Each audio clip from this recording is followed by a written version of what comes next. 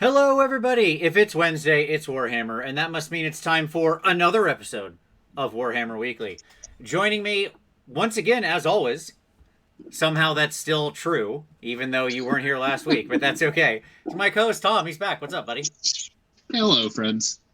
It's very good to have you back here, Tom. You missed a fun and spirited discussion last week. It seems like. I caught some of it. If you actually go back and rewatch the episode and watch the comments, I'm actually stirring up trouble in the comments. I know you were in the comments. I just chose to ignore you. But yes. I know you did. Of course I saw you. I do watch the comments, everybody. It's like right here. Like I can see it right to the side of where I'm looking.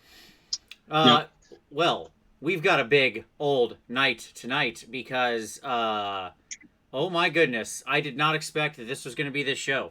When we were planning for this show, I was like, Haywo is doing his worst sculpts thing, and he had talked kind of about good stuff, and I want to celebrate best sculpts too. I have my own opinions on that, and I really am into sculpts. Like, that will sell an army to me. I think it sells our armies for most of us. So we were kind of talking about what models we wanted and stuff like that, and then all of a sudden, boom! The news dropped on us like a brick today. I'm excited. So, Tom, let's get straight into the news. We just have to say this. I want to just extend a thank you to GW and their marketing team. Yeah. For dropping this on Wednesday. On Wednesday. It would have been terrible if they dropped this tomorrow. We would have had to do like an emergency show. Well, they've done a bunch of reveals on Thursday. Mm-hmm. And so this one they did on Wednesday. And you know what? GW, thank you. I know you're out there, and I appreciate it. Yeah, thank you, community team. As we're going to talk about, too, like, joking aside, my biggest lambasting of the preview of Marathi was, like, what is this? What is supposed to be in here, right? Right. You just told us this book is coming, and the problem is we're all going to fill it with our hopes and dreams. And then and it's going to end up being, like, I think I actually quoted that the final demon Pandora released from the box was hope, right? Right. And yeah. And then we got this site today, which is the major thing in the news. Like, there's a rumor engine up. It's a spear thing. I don't really care. There it is. Great. We talked about it. Okay, fantastic. No, it's vampires. It's a harpoon. How do you not see this? You're spiking the microphone, Tom. Like, it quieted you automatically. They're hunting undead whales. It's the vampire harpoon. Okay, sure. Yep, more vampirates. My ask is, we've seen 50 million things that might be vampirates. Just give us this army. Like, can we just see a preview sometime soon of what this army allegedly is? We know you're sitting on an AOS army, GW. Probably 3 of them at this point that got pushed back, right? If not for COVID, there'd be probably 2 out by now, or one out, one about to come out, and one we know was coming, right? That we only had previews of. That's the real deal here. So, can we please just get this vampire reveal, whatever your vampire plans are? Stop slow draining us here, okay? We're all ready to cross over. So just spoil it. Just do it. 3, 2, 1, do it. Okay. Yeah. Vampires, go. All right, great. Yes. We got this little Umbraneth thing. We got pirates. We got vampires. We got all sorts of stuff. Just put the picture together for us. Show us what the new year contains. That's what I want for Christmas, GW, is to know what the heck is up with vampires. All right? Okay. I just want to shout out Efren, who said it's going to be vampire rats, like vampire Skaven. Dun. No, those are the stowaways. Those are the stowaways. Be my favorite thing ever. We need another take on Skaven. It's a vast concept, able to be explored. I know it's already the biggest book as far as scrolls are tied for, but I don't care. Expand it further. More scrolls. Man. More and more scroll power. I agree with Kit, though. I'm still holding out for Tiki Island Ogres. Sure. That's the one we all anxiously await. They'll sell tens of them. Okay. So at any rate, who cares? That rumor engine thing happened. There it is. Think what you will of it. Great. Fantastic. Wonderful. All right. Yep. Now let's talk about Broken Realms, man. Because we got the drop today. They dropped it on us like this. This is like an EDM song that's 8 minutes in, and then the drop happens, and everybody's just like, "Oh, thank God!" So here's the deal. Mm-hmm. This is how This is what should have popped up, let me say it this way, at the end of the Malign Portents timer. Right. Yes. Right? Yeah, no, you're Right? absolutely right. At the end of the Malign Portents timer, we got a nothing. We got the pick the wrong door of Right. wah wah wah wah, right? Just a goat. But Yep. that's not going to be a thing that makes sense to half the No, audience. we got a Broken Realms website with a bunch of like really interesting information that has a bunch of like tantalizing hints as to what. Detailed information. Stuff this is what I wanted. You want, like, look, I'm harsh on GW when they do things bad, but I'm praising of GW, and no one gets more excited when they do things right. And this is how we do it. Okay? Yes. Good job, G-Dubs. Yeah. So let's get into the specific stuff, Tom, because there's a lot to unpack here. Agreed. So let's talk about it. We have a Broken Realms website, and what do we have on that Broken Realms website? Well, book 1 that we know is coming is Morathi, which means, obviously, there are more than one book. Right. Sure. Easy. And they focused on 5 factions that are going to be touched upon in book 1 Morathi. Those factions are... Real quick, hold on. Yes, before we do that, I just want to say, the narrative arc of this is that Morathi is going after her godhood. Right? And she's willing to, like, burn bridges, do anything she needs to do to get there. And these 5 factions are all going to be involved in that narrative arc. Okay, now there's a wonderful trailer drop, which seemed to imply that, like, all allies are simply fools. Basically, yeah. But I mean, that's always what Morathi's thought, so that's fine. Right, yes. But she's, you know, like, she has this monologue about, this soliloquy about Amir and how Amir is a reflection like allies and blah blah blah, but they simply don't know the truth and yada yada yada. Yeah, sure. And so that's happening. It kind of reminds me of the end times. I mean, sure. There's clearly a big narrative arc here, and I'm excited because it really looks like the idea of this is that it's gonna push the story, the world, the models, the releases in a big way, and that's always what it's gonna break the realms. Yeah, sure. Broken Realms. So, but no, like what I mean by that is like the book, or at least the first book, I would guess the rest are named after major movers and shakers. Sure. Like we had Nagash, and Cain, Thanquil, Archeon. Yeah. Here we have Morathi, and she's pursuing godhood. Like, she's making her play for godhood, which is functionally what Nagash did in the Nagash Volume 1 for End Times. Yeah, sure. I mean, as we all know, Book 5 will be Baja Blast, as Dana Howell tweeted out today, and I agree with that call. I think that's absolutely right. Baja Blast, bold prediction. Yeah, indeed. So let's talk about the details of what we got here. You're right. 5 factions. Daughters of Cain, Cities of Sigmar, Stormcast Eternals, Slaves to Darkness, and Idoneth Deepkin. Fantastic. I thought this was going to be 2 factions. No, supersized. We're getting 5. Well, and we have 24 factions in AOS currently.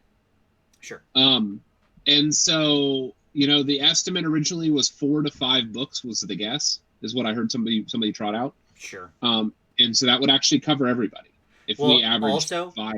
Sure. Just a quick aside. I don't know where you're counting. Like, is your 24 including legions of not real dwarves? Yeah, they're not going to have a place in this, I suspect. No, not legions of Asgore. Okay. No. That is the GW categories. So when you go to the GW page, okay, there's 24. There are 24 battle tomes functionally. They left the option to leave out anybody because they said in the specifically on the site it says we'll be covering all the major factions. So at the end of this, when there's no Chaos Dwarves, you're not a major faction. So this is, Austin said 5 factions is just the one book. This is 5. All 5 of these appear in this one book. Okay? So this is just, in Morathi, we're going to get updates for all 5 of these. Do you think we're going to get a box set? Do you think we're going to get like a collector's edition box set like we did in End Times? I don't know. I couldn't say. They'll do special stuff for this, clearly. Because are you asking me, is there a way for them to print something slightly different and make more money off of it? because nerds will collect it. Yes. Yes. I hope so. I hope Uh, so. I want a big set of collector's edition books at the end of this. sure, sure. I mean, I've got all Anyway, my big hardback sleeved End Times things. They're fantastic. Still, I love them. yep. All right. So obviously, first up on, and what I loved about this preview is, again, we got into the deets. Right? Yeah, we did. This Yeah. isn't just So, like, you oh, wanna we're going to talk cover about- those 5. They You could have want to talk stopped about there. the factions? Yeah, yeah. But no, they gave us actual like details of what's happening within each faction, Yes. which is amazing. Like this is more information, folks, than we almost ever get on anything. I agree. This was a crazy information drop. This was the equivalent of no. This is more information than we would get in a normal like event reveal. Yeah. 100% it is. Yes. Yeah. Like this is more information than if you went to the Adepticon like reveal show. Yep. Because we actually know like war scroll numbers and battalion numbers and da da da da. We don't normally get any of that. So this is amazing. So here we go. So Daughters of Cain. Let's hit the daughters first. Vince, do you want to hit them? Yeah, sure. So we're getting a new temple, the Xanthar Kai temple. I don't know if I'm pronouncing that right, but I don't really care either. It might be like Zane Thar Kai, or it's Cobra Kai. Strike first, strike hard, no mercy. That is the new temple. I don't care. I'm calling this now. You cannot put Kai as the Kai as the second word in a temple name on a murder army and not expect to call it Cobra Kai. That has snakes.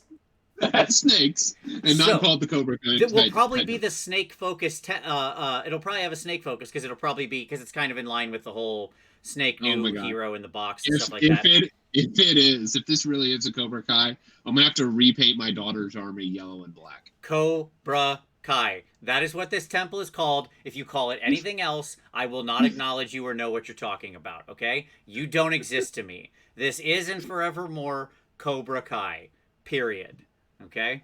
Now, so we get there is a battalion for it as well as a new allegiance specifically for it, which I love. Okay? I'm about this life. Mm-hmm.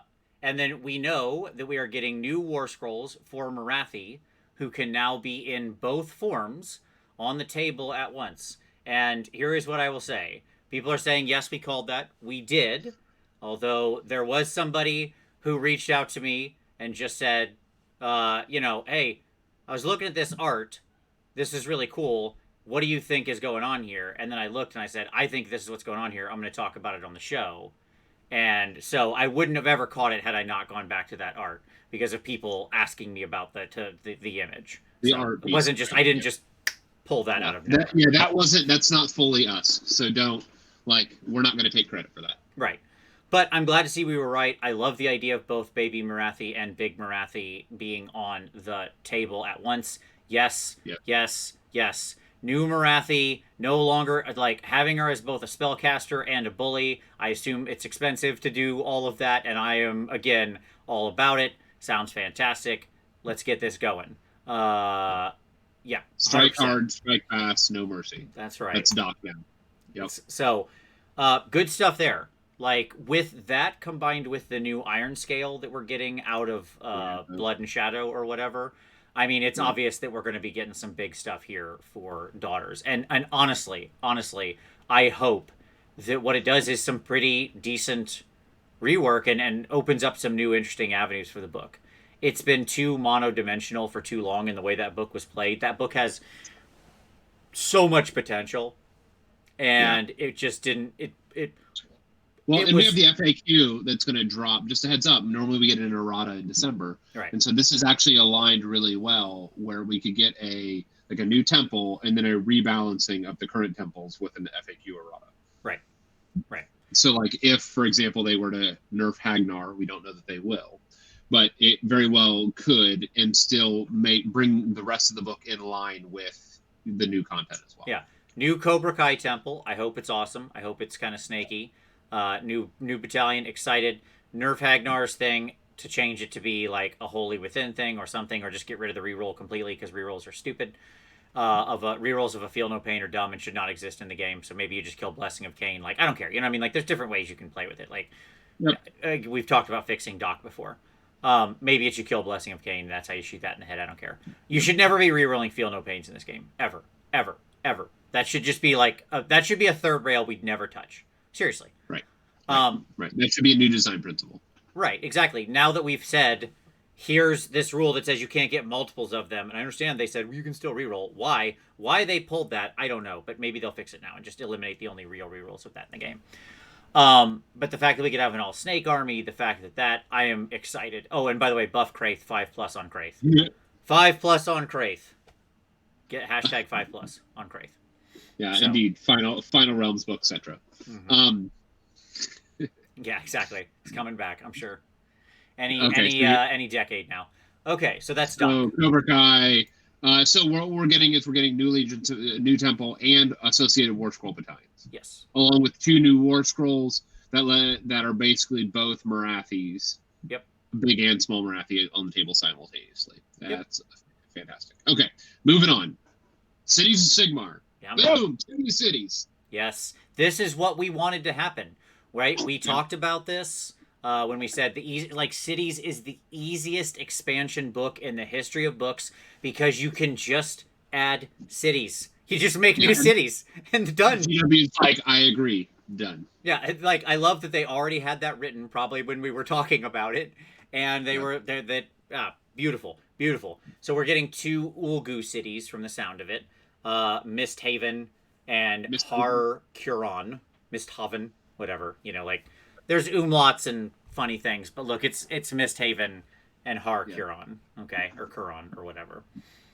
We're also getting a new battalion for Drusa Craith and her retinue. Drusa is a dark elf sorceress on Black Dragon. Yes. And this is the beginning of what we'll see, where we're getting a special character that's probably going to have their own box. We'll talk about that in just a minute. We'll leave that to the end. You push that to the side. Yeah, we'll get to product. We'll get to product here in a minute. But we're getting a new special character out of Sorceress on Black Dragon. Here's how you run it as a special character. The Prince Vorderai treatment. Yep. Right? Yep. Where it's existing model. There's no new sculpt. Who cares? Cool. You have a named character. They have a retinue. They have a narrative. They have a place in the world. And I love this one. She was obviously, as a dark elf sorceress, it looked like she was mainly, her retinue will be, the things you would expect, like Blackguard and stuff like that. So the various dark elf pieces of the Cities of Sigmar. Yep. Which is great, because I would argue that's the weakest part of cities right now, is the dark elf contingent. Maybe. Like, I have a bunch of dark elves. I don't know. Like, I don't hate it. No, I'm not saying that's my point. I'm not saying it's bad. Yeah. I'm saying it's the weakest part right now. That if you think of it, if you think of them in a sort of segregated fashion, all the free people stuff have lots of play in various. I think the Wanderers are the weakest faction. That's not real. They don't exist. I'm talking about the 4 things that make up cities primarily, which is human people, the dwarves, the high elf stuff that remained, and the dark elf stuff. What high elf stuff remained? Phoenix Guard alone Phoenix Guard and Phoenixes lift that entire thing, and please do not try to fight me on that those aren't good. You will leave this podcast. Okay? Get out of here. And obviously people are running dwarves left and right in Tempest Eye and stuff. Yes. Yes humans, yes dwarves, yes high elves. But I mean, realistically, and there are dark elves, but the Wanderers are a big piece of this. They have 6 units or something ridiculous. I understand. And they're weak. That's the problem. That's why I say. No, you're right. They're worse. They're just so weak. I literally forgot they existed. I'm not gonna lie. That's fair. I am excited for the dark elf development, though. I love what's happening here. I'm excited to have a neat sorceress. By the way, hold on. Dana Hallow said that Har-Curon translates to monster home in the old dark elven tongue from the old world. Go on. Super cool. Very nice. There's several people who are repping for Wanderers.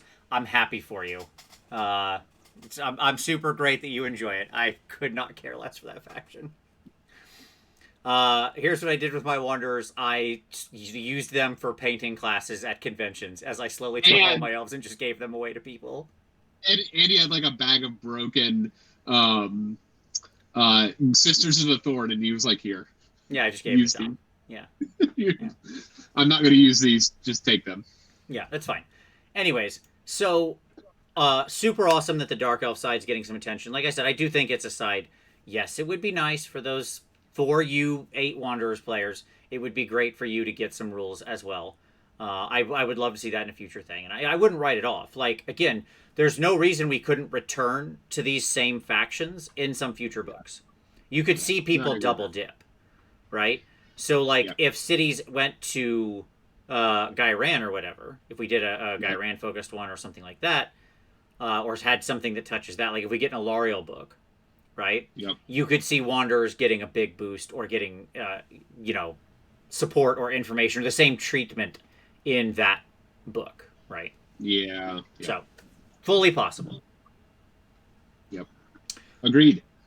So those are cities. So we're going to get some battalions. We're going to get 2 new cities, and one has to assume if we're getting 2 new cities, we get items for those cities. We get new spells for those cities.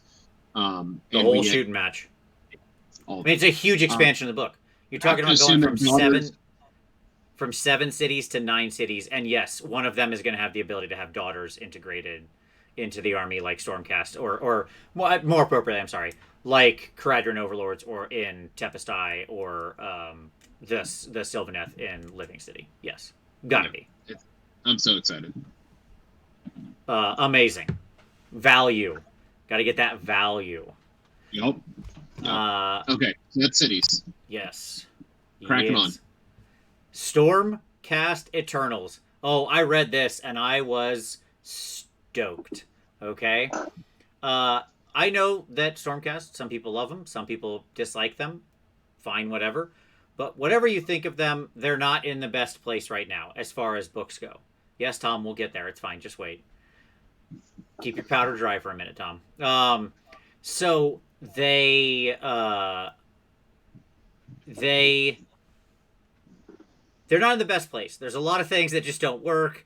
Battalions in Stormcast are kind of a train wreck, and what's the word I'm looking for here? Oh yeah, bad. That's the word I was looking for. But Stormcast have so much potential. They're a beautiful, beautiful army that I think is super cool. So what are we getting? Boom! 5, count them, 5 new battalions. Wardens of the Stormkeep, Storm Tower Garrison, Stormkeep Patrol, Stormkeep Brotherhood, and Brex Blackwatch, which sounds super cool. Like, Kaiser von Brecht is the name of the Lord Veritant special character. He is a Lord Veritant, by the way.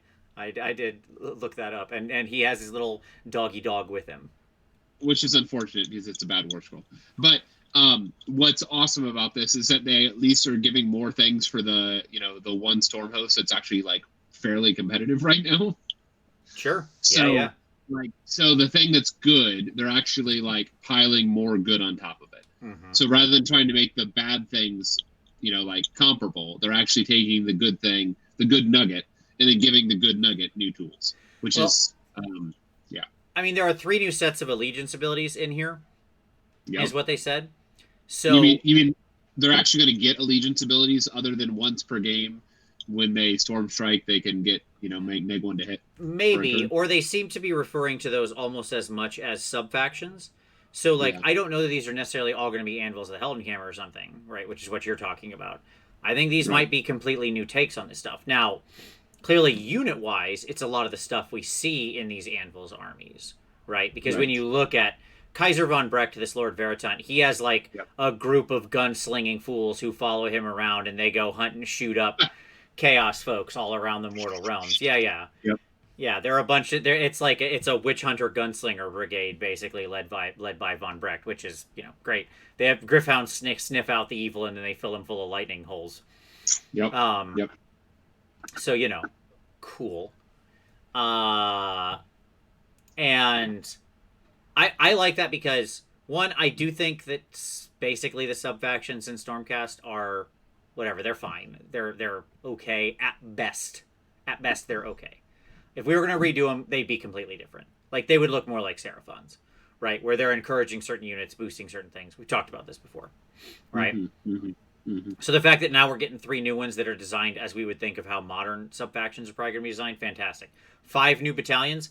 Can one of these Just include a Star Drake or two. Yeah, That's all I'm yeah. asking. Maybe the Storm Tower Garrison. Yeah, absolutely. Put or Wardens the Stormkeep. Yeah, put a Star Drake in here somewhere. Just I need So that in true. one of these. So there you Yeah. go. Or just like fun, like as an aside, GW over to camera 2 with me. The hero battalion, I'm blanking on the name, that's been there since the beginning in Stormcast. Yeah. You know what I'm talking about. Mm-hmm. I'm blanking on what it's called. Of It course doesn't I'm gonna blank matter. on It's it. 3 to 6 Stormcast heroes from amongst a big list.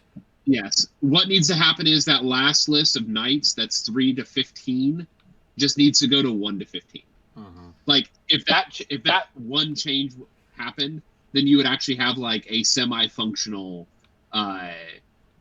um, set of battalions. But that's not here nor there. Yeah, So, Lords of the Storm. Thank you, Martin Orlando. Lords of the Storm, yes. And no, not Yeah. old school. When I said witch hunters, I don't mean like old school pilgrim hat witch hunters. I mean like Yeah. Von Brecht is a Lord Veritant. He has his named Gryphound with him, and the two of Yeah. them go around with a pack of Gryphounds and sniff out chaos. And then I mean they're not bringing like this isn't produce your rapier and your pistol and have at the foe. No. The chaos that's in the Mortal Realms set of requires castigators heavier and then 2 artillery. sets of communicators. Yes. They're in that building. Make that building cease existing. Yes. You know, like that's Yes. it's a bit It's the Inquisition with guns. yeah, it's a bit heavier. So there you go. But yeah, excited for that one for sure. That sounds fantastic. Yeah, I am excited about that, and we'll talk about that here in a moment. Yes. So let's talk about Slaves to Darkness. Did not expect to see them here. Couldn't be more thrilled they are here, especially with what they've got. Okay, so now we have the Warlord, Rokar Gresh, Yes. ruler of a warband called the Crimson Brethren. I like the name. We're going to get rules for his War Scroll Battalion, Mhm. Gresh's Iron Reapers, as well as 4 new sets of allegiance abilities. The madness and chaos continues. There are allegiance abilities everywhere. I mean, just stacking and stacking on stacking. So I have to assume that these are like full-on sub-factions, right? Yeah, one would think. I would take the Wrath of the Everchosen model and assume that this is the case. So they're meant to work with the Slaves to Darkness book, right? So Right. one would assume it's going to say, like, in the same way that in Wrath of the Everchosen, take the Slaanesh examples, like Lurid Haze, right? If you have an invader's army, you can choose to make it Lurid Haze, and then you have to do all of these things, right? These things happen. I would assume this will be the same way, where it'll be like, if you have a Ravager's army, then you can choose to be, Gresh's Vanguard or whatever, and that's, it's mostly Marauders and people like that, right? Yep. If you, whereas it's like if you're a Despoiler's army or if you're a Cabalist army or whatever, right? And then some of them might just, there could be one that's completely new. Like, I don't know exactly how it's going to play out. The important part of this one is, one, Gresh is a hero in Chariot. Let's talk about what matters here. He's a hero in Chariot. So we're going to get like a Chaos Lord in Chariot. Yes. Okay. Yes, finally a hero Chariot model. Yes. Like, not a model, but like the model's already there, by the way. If you own the Chariot kit, you have the old Chaos Lord on Chariot. Yeah, because the dude you build him with a different helmet and the giant cape. Yes. Yeah. And he's the hero. Yeah. Yeah. It's like the best cape, by the way, they've ever made. It's well, I love the cape. helmet. I love that helmet. Sure. Chaos Chariot model's a good model. So we're getting a hero on Chariot, and one of these allegiances or something, for the love of all that is holy, give me my allegiance that is all about the Wall of Steel, right? The chaos that I want to play. Warriors, Knights, Chariots. Chariots. Yeah. Metal. Just metal. Just marching metal. Forth, right? Yeah. Chaos Forged Steel. Just rolling forth. I don't want to see a Marauder anywhere near this list. I want the list to specifically say, if you do this, you may not take Marauders. They will not. They are disallowed. That's what I want. They don't have enough armor on. Right, correct. You must have a save of at least this much to get on this ride. That's right. On your scroll. I'm not counting buffing it from a war altar. So that sounds, yes, I want my Thulsa Doom army. That's exactly correct. It's funny because I built my whole, I did get my force is called the Crimson Cabal, by the by. Just pointing that out. Sure. So I feel like I'm well set for this. The only piece I don't have in that army, because I have tons of, I painted up 2 get starting boxes for that. Yep. Okay. You don't have Chariot. I have no chariots in it. Yeah, exactly. I have a bunch. I have like 15 Chaos Knights in that force, 20 Chaos Warriors, 2 Demon Princes, 2 Chaos Lords, Chaos Sorcerer Lords. The whole. I've got the whole shooting match, but I don't have any Chaos Chariots. So, good opportunity here. I like Chaos Chariots. They're fun. They're easy to do too. They're like a very, very easy model to paint, honestly. So yeah, I say yes. Bring it on. This is a good one. Okay. All right, you ready? And the last one. IDK. That's right. You want to talk about this one? Because this one's, I think, is the most exciting. Yeah, so there's a huge Deepkin assault, apparently, against Misthaven. Or Misthaven. And by the way, we find out that Misthaven's nickname is the City of Scoundrels. And so we learn that there's a War Scroll Battalion, the Blood Surf Hunt, which is Nemetar's Royal Guardians. Mm-hmm.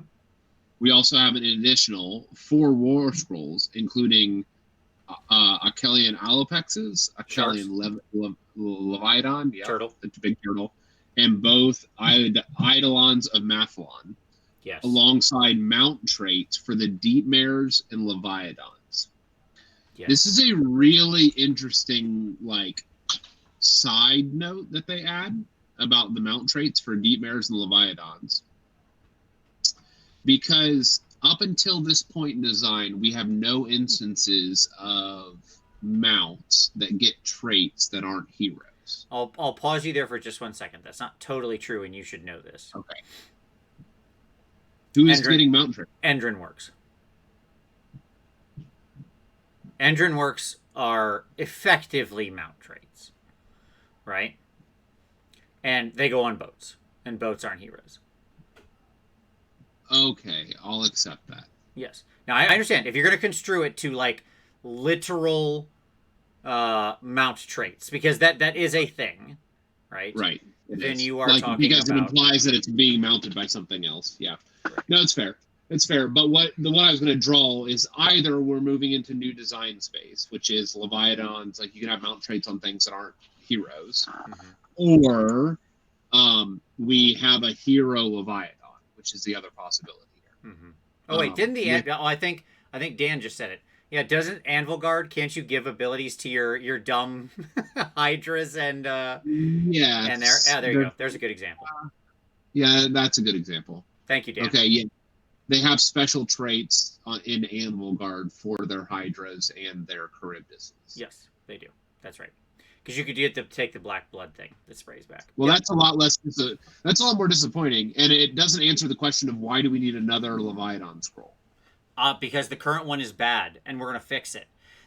Let me tell you why this is the most exciting one. Because the number one thing that came out of the survey that I said we need to do, and that you, the audience, said we need to do, is fix War Scrolls. Stop trying to fix everything through points. It can't be done. You're gonna get in this cycle of decay where things are just too cheap, and it breaks all logic as to why a model that's this big is worth 30 points. Because that's the only place where the Cygor is ever takeable, right?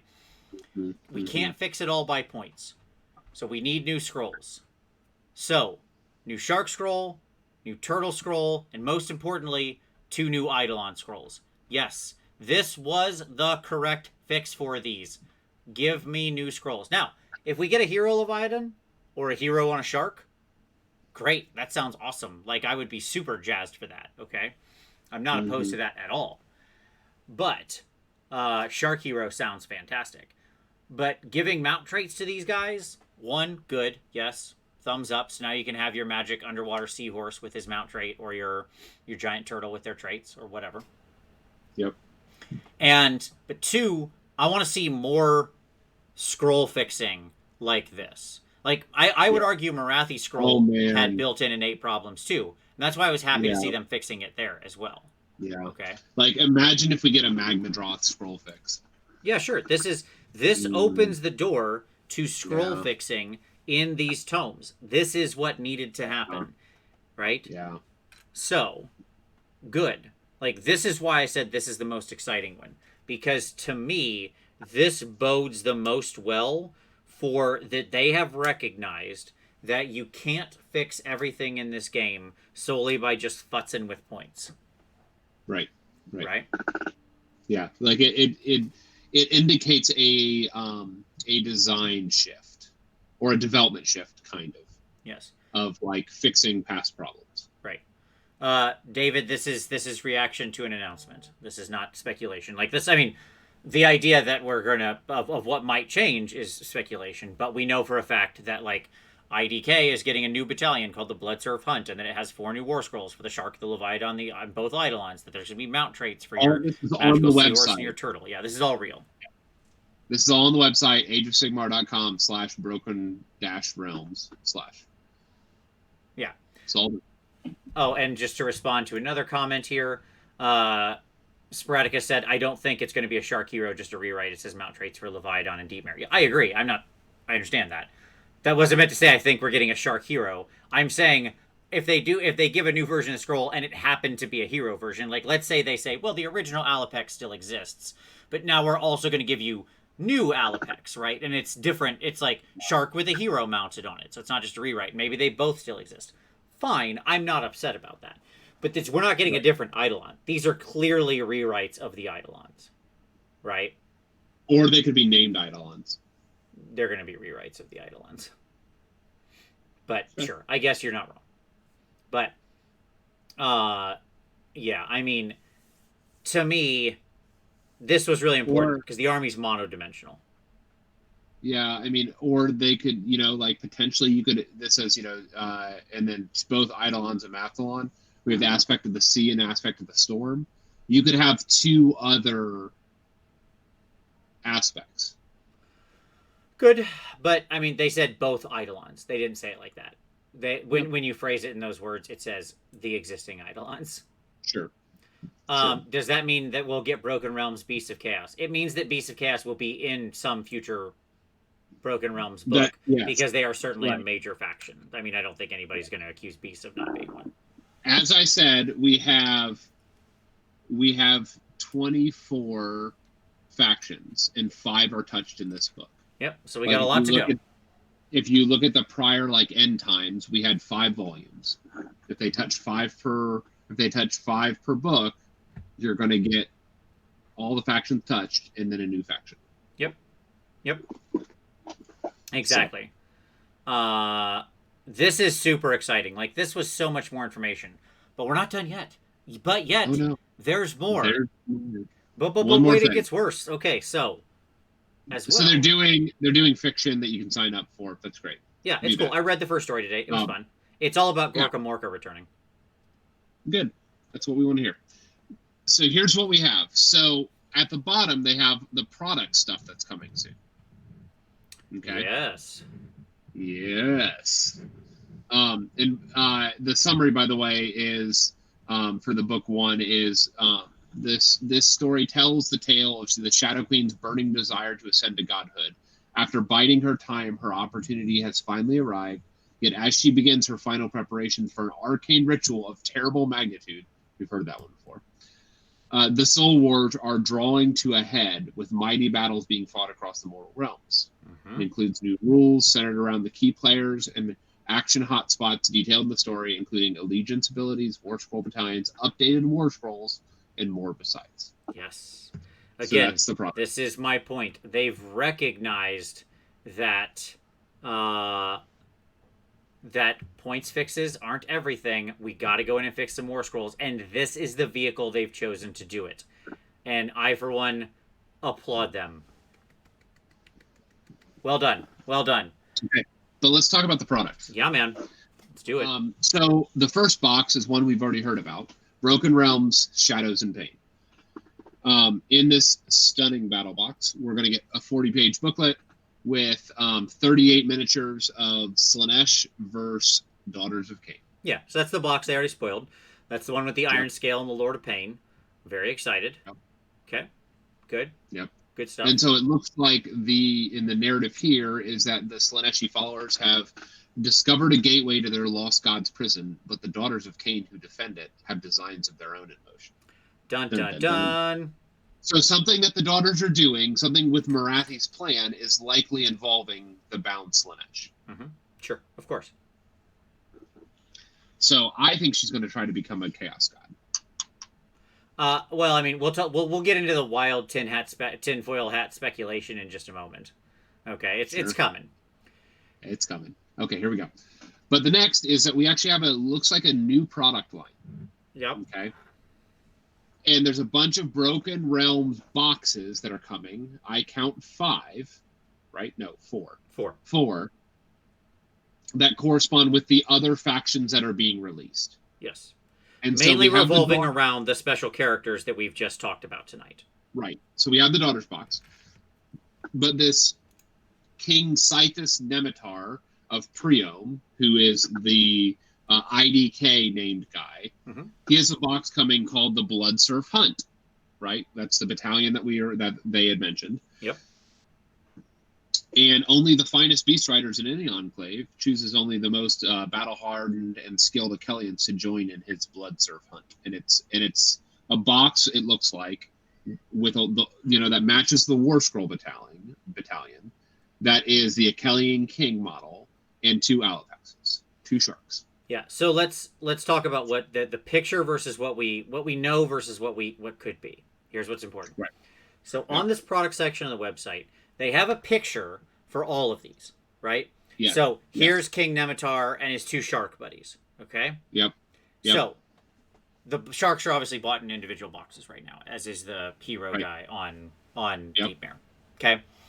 Yep. So this could be a sort of pseudo getting started box, right? Like think of it in that price range type of thing. Yep. Maybe it's like about $100 US, whatever, something like that, right? Maybe it's slightly more, maybe it's slightly less. Who knows? All of these that we're about to cover, by the way, are in the $130 to $140 retail, which is the exact retail range that standard getting started boxes, the undiscounted MSRP of the contents. If this picture literally contains everything that would be in this potential box, okay? Which you don't know. Yeah. We're connecting dots here. This is where I do want to point out there is a speculative element to this part, right? Yes. Because in nowhere did they say, hey, these are the 3 miniatures that are going to come in this new product we're releasing. But they are pretty clear it's a product because they say, if you use this set with the rules presented in Marathi, you can play, right, the Blood Hunt or whatever, the Blood Surf Hunt, right? Yes. So... it seems at least possible that these are the correct pictures for them. But again, could be because different. the Daughters of Cain one has the entire Daughters of Cain box and all the models in there. Right. Sure. Yep. The existing picture we have does show the whole situation. So it's a reasonable inference that these are, in fact, the things they're going to get. So we'll get these new getting started boxes, probably releasing at the same time. They're probably, if I were to guess, they were a limited release, branded Broken Realms, getting started collecting style box. 100%. That's what I'm guessing we're looking at. $95 to $100 US retail is what I would expect for these, because all of these values of these boxes we're about to cover are in the 130 to 140 MSRP undiscounted. Right. Yep. No. Okay. So the first one, the IDK one, would be the Volturnos or the King, the Achelian King with the 2 Alapexes. Yep. Next box is Gresh's Iron Reapers. Dun dun dun. Who 3 is chariots. your right. That's 3 chariots. This is the lowest value one at 120. Sure. Retail, $40 a box. But these are also special orders, so they're harder to get discounts on. Okay, so there you go. So And then you have the Brex Blackwatch. We talked about this. This is Stormcast, which is basically a box of the 10 adjudicators built like the crossbow way and the like bow way. Mm-hmm.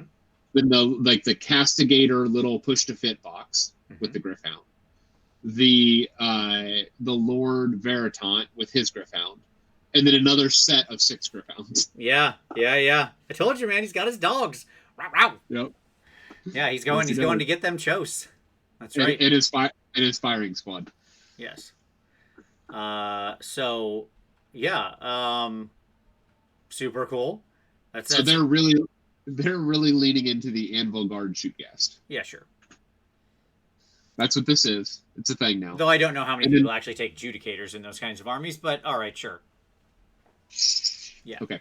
And then moving on, we have Craith's Shadow Pact, which let me just point out, man, what a unfortunate name, because it sounds like Craith. It is. Craith? Maybe it's supposed to be Craith. Craith? Craith? That's Craith. Sure. That's great. Craith's Shadow Pact. And in here you get a Sorceress on Black Dragon, a set of Dark Shards, and a set of Dread Spears. Cool. Yep. And I think that one's like 141. Okay. So it's pretty good. Or 131. Look, if there's rules in here, if Miss Craith is an awesome Sorceress on Black Dragon, I think that's fantastic, because that model is actually super cool.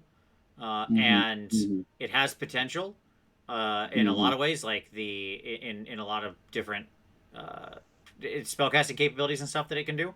The problem is it's kind of made of paper. You've got like 12 wounds on a 5-up save. She just evaporates like a puddle on a hot summer day. But give her some good rules. I want to see them on the table. Sorcerers on Black Dragon. Cool. Oof. So that's it. So that's 48 minutes in, and that's Morathi. Well, yes. Well, I mean, we got to go into speculation here, Tom. We knew this was going to be a major part of the show. That's why I changed the name of the show to reflect this, because it was like it had to get discussed. So we expect these 4 getting started boxes, or whatever they are. And so speculation the first. This is coming out in November. Yes. Okay. I agree. Because I think that this is going to be weak. I think that all of this will drop for pre-order on Black Friday, or like the weekend of. So I think it'll be announced like the second week of November for order on the 3rd weekend. It could be. Like they want, if they're bringing the I wasn't sure this was going to release before the end of the year until they set up these 4 boxes. Yep. Right? Yep. And I was like, that is Christmas money they're trying to get. Be like, that's Christmas gifts. And they'll have them. If you can double dip, they've got them there for Christmas gifts and then people spending Christmas money. That's what you want. Yeah. Right? I'm going to change it. I think it's going to be ready for order the weekend before Thanksgiving. Okay. And so I think that we'll probably, if I were to take a guess, this will be live for pre-ordering, on the 14th. No, I think it'll be on the 21st. It'll go live for pre-ordering, for pickup on the 28th. Hey, Tom. On that, Just so we know, you arguing with yourself over the exact date, not compelling television. Yeah, well. Hey, yes. Here's the deal. They know what they're here for. Sure. Yeah, like if we're 5 years in, 6 years into this, the audience knows what they're getting. Yeah, somebody said, does this replace the like Christmas Battle Force boxes they've traditionally done? Probably. Yeah, maybe, probably, who knows? Is my because answer. These are arguably going to be more affordable. Because if these are at the $100 mark, they're not at the $180 or $200 mark. Because you got to remember, we've had a price bump now. Like his Catacomb, for example, went from $160 for their prior starter box up to $210. So those $180 or $176, $186 starter boxes that we had, those Battle Force boxes, would be like $220 or $225 now. Like that probably moves it outside of the likely like quick Christmas like buy. But a $100 starter box, Sure. Yeah, I mean, absolutely. My answer is I have no idea what they'll still do, whether they'll have battle forces here. It could be that they looked around and said, "You're absolutely right, Tom. And in this market, we're not going to release $200 boxes, right?" Whereas if we wait until next year and then introduce $200 battle force boxes when everybody's on the other side of the pandemic, and if they're gone for a year, people will be excited because they come back. So, yeah, sure, perfectly fine. Could easily replace them. Who knows? The other thing that I want to speculate on here, okay, Yep. all right, is does this mean some portion of the Dark Elves go gold? And by gold, I mean become a playable faction in Chaos.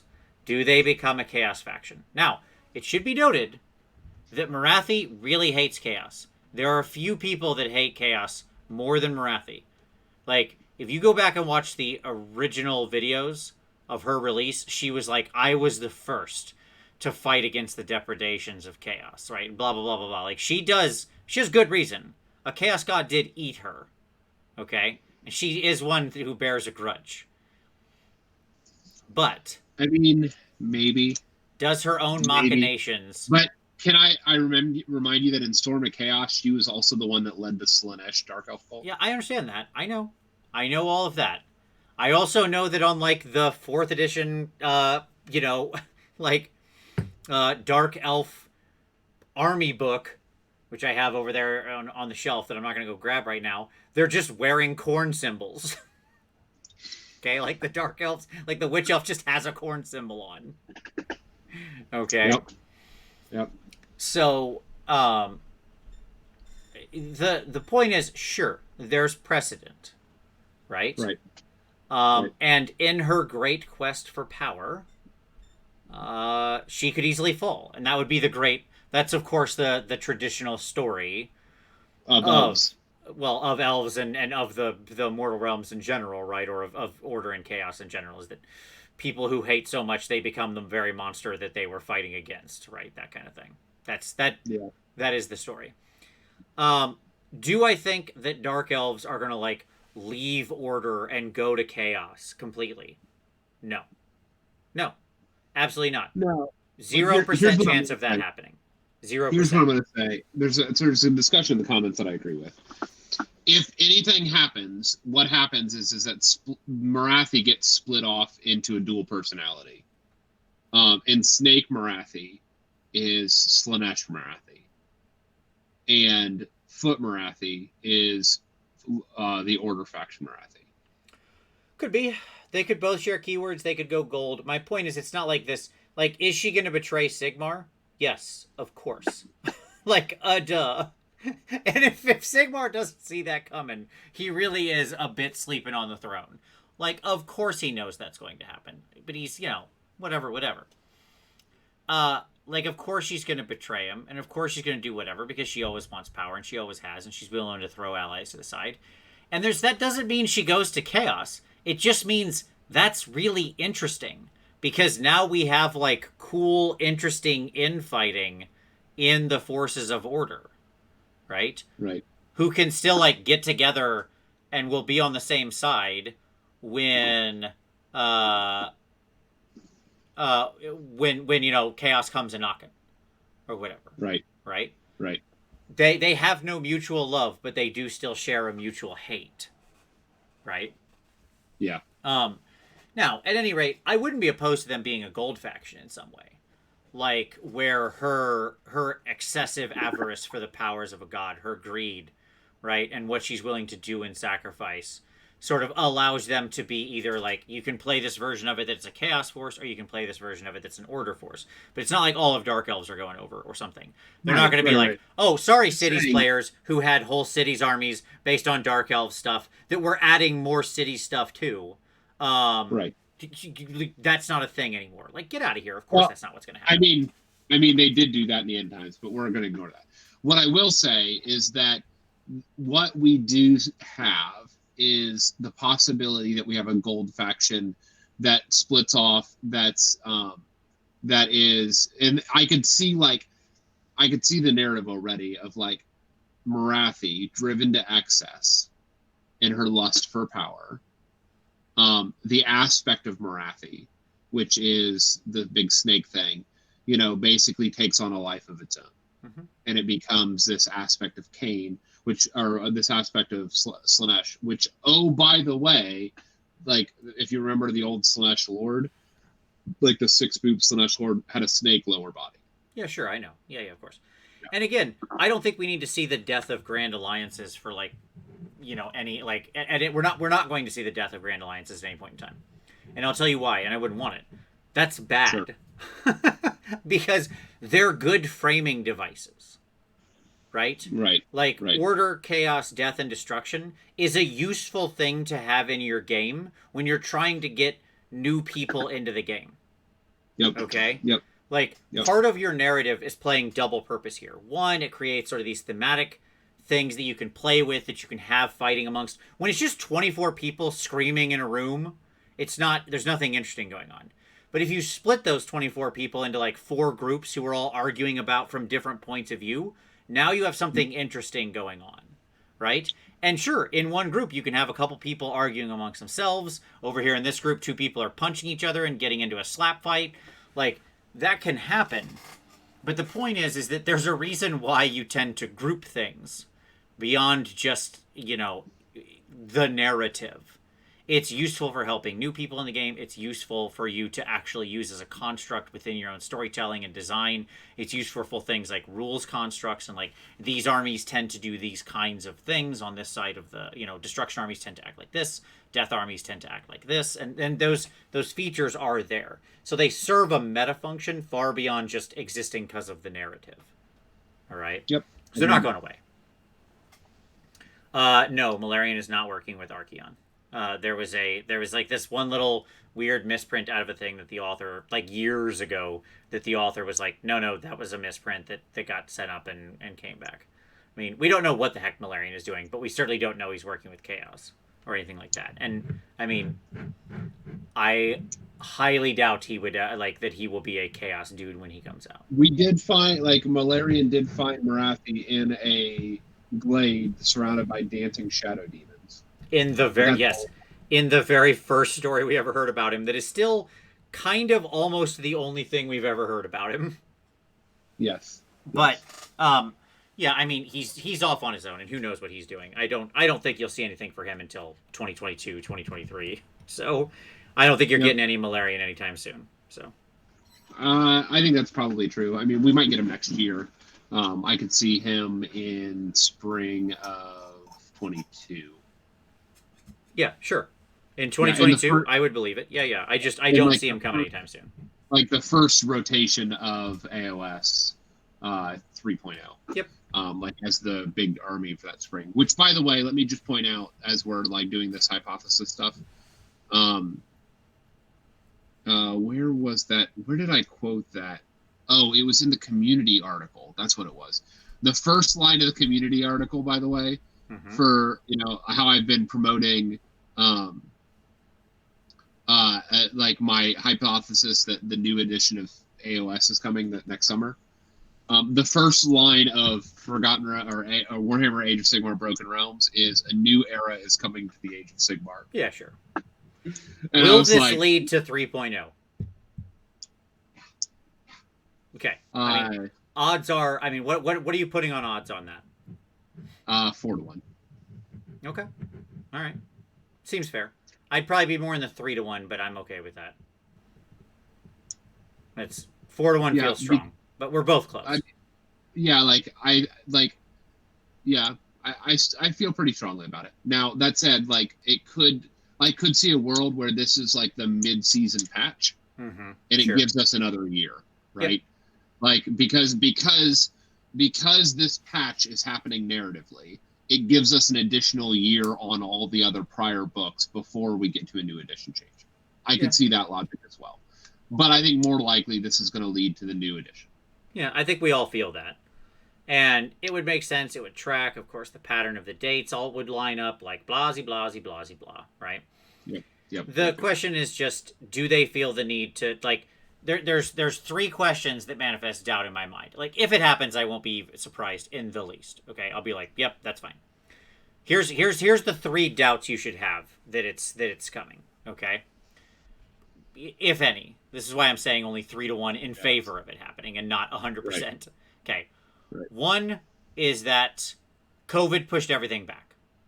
Yes. Right? And they've got a lot of catch up to play. So if they were Yeah. planning on releasing it in like June of next year or something, that means they're going to have to really like squish a lot of content into the first half of the year when Right. Or push a bunch of stuff back. Right, exactly. So they could just as easily go, and they really like editions at a certain time, namely launching financial years, because their financial year runs up until May. Okay. Yes. So like it's really important to them that new editions launch to start their calendar year. Right. And the reality is, if they couldn't launch it in June or maybe even early July, right? Then they might just go, you know what? Let's hold it back, or let's do something else with it. So it could happen. That's one. Yep. 2 would be the game isn't that really in need of an edition change, right? Well, AOS a lot of 2, people are saying for 1.0. well, 1.0, at the when you same look at the time. changes of 1.0, 2.0, they were actually addressing a bunch of stuff that was very real feedback at the time. There was, I don't think you remember just how much changed into 2.0 around stuff like command abilities, the fact that summoning was a thing. Like, remember how command abilities were just a thing your general did? Yeah, remember that? Yeah. Remember how Yeah. summoning wasn't a thing because you had to pay points for it? Yeah. Like, there was a lot of huge changes Yeah. into Well, 2.0. like endless spells weren't a thing. Yeah, sure. But, like, my point is that the game isn't in a place at this point where it's like, okay, we definitely need 3.0, right? Are there some minor tweaks we could make? Sure. But for the most part, the game is actually super stable. So if you're going to put out a 3.0, to what end? Right? Like, what's the actual line you're drawing in the sand there? If it's just, hey, here's the next iteration. Honestly, if they were going to do it, the right answer is, here's the next iteration in the core book. We've tweaked a few rules slightly. And you know, never invoke the terms 3.0. We will as the community because we can't help ourselves. But it would just be like, here's an updated core book. Yep. Right? Yep. And yes, I'm effectively arguing for 2.5, right? And if you see a new logo in January, Sure. Giving the game away on the new logo thing, right? Yep.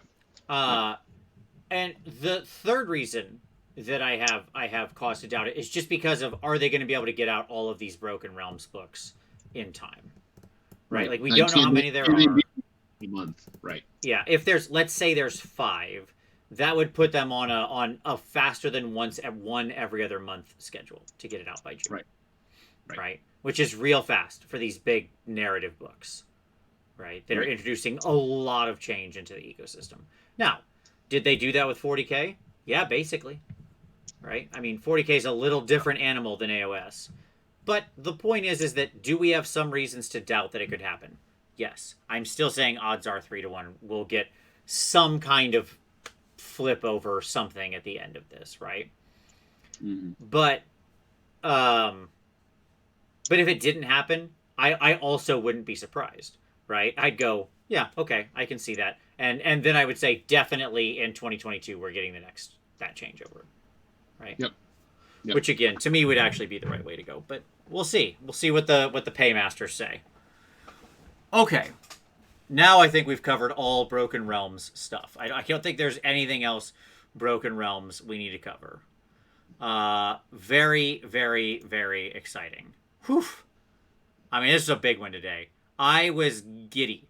Literally, giddy. He was like just so happy in our chat. Because of the updated War Scroll thing, more than anything else. Because of the fact that we're seeing them adjusting things in the right way, right? That I've been calling for so long. Like, I have had a deep ingrained belief that this is the way it should be done. Right? Do you think we'll get an adjusted table size? Oh, I don't know. Like, who knows? Like 40K did? Maybe. Again, I'm not a fate man. I'm an odds man. Okay. Sure. And so are you asking me, do I think the odds are good that they will adjust the table size? Sure. I would put it like probably 2 to 1. Sure. Okay, but that's still a pretty big chance. That's 66%. Yeah. I'm saying yes. Yeah. Okay. Sure. Uh, Yes, mostly. right. Like, because it would just be easy for them to go, nah, like, Sure. it's not as necessary here. Yeah. And say, no, we're just going to keep it separate. Because they've chosen, look, they've had 100 opportunities to make AOS and 40K function the same way. It's true. It's true. And in many times, they've gone, nah. So, like, I know we all think, oh, 40K did it, so they're 100% going to do it. No. I mean, No. I can point out 30 things 40K did that they came to AOS and went, nah, and vice versa. Okay? Yep. Yep. So, like, they clearly still treat these as individual animals. System. Yes. And will sometimes make decisions that they feel are different. And if you're asking me to get inside their head and think, like, why are they thinking like they do? Who knows? Because here's the thing. They could go, well, this is mostly a melee-focused game, and we really want speed and maneuverability and mobility to matter a lot in this game. So we're going to keep the bigger table. Okay? Yep. Because that'll test skill more if you can't just immediately be in the scrum. Okay. Yep. That's one way they could think. Or they could think, well, this is a melee-focused game, and we really want speed and utility to matter, and we want people to get in the scrum real fast. So we're going to change the size of the table, right? Yep. Do you see how that was the same exact fact pattern up until the point where I reached my decision? That's why this stuff is hard to call, because I don't know which way that breaks. It's the same thing. Either reality is reality or I am a brain in a jar. I wouldn't know the difference because everything would be the same. The rules are the same in either case. Okay? Yep. So, anyway, enough of that. All right. Well, Tom, let's move out of news and talk about some pick of the week. What would you like to share with everybody? What do you got for your pick of the week? I am going to direct everybody to the Broken Realms little story. Yeah, you should read it. It's actually really cool. Yep. Little mini story. So sign up. Go to the Broken Realms website, sign up, and they'll send you a thing. If you're a destruction player, you're gonna get excited because it's very destruction-y thing, and it's cool. It has a moment where an orc sort of boss sort of finds himself and gets the Dawa and joins up and becomes a bone splitter. It was kind of cool and gets his war paint and stuff. It's really cool.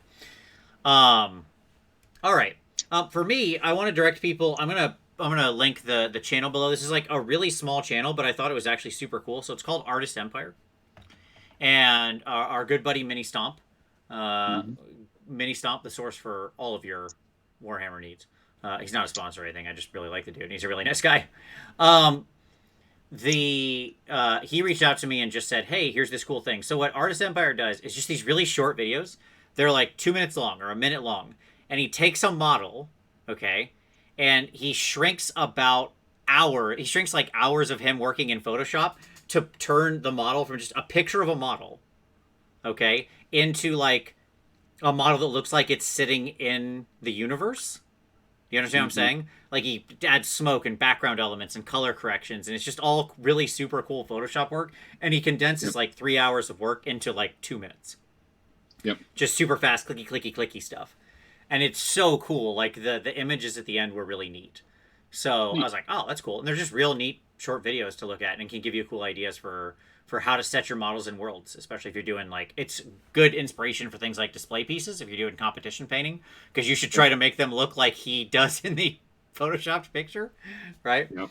But it's also just a cool sort of scene for inspiration. So it was neat. I'll link it down below.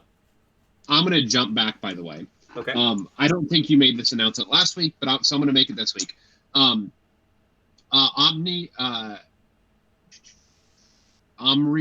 Arbiv. Omri is he was the inspiration for my Fire Slayers, like my Fire Slayer KO army back in 2017 when I started the color combinations. He posted this really nice template and it had a similar color combination that I stole. Anyways, friend of the show, great dude.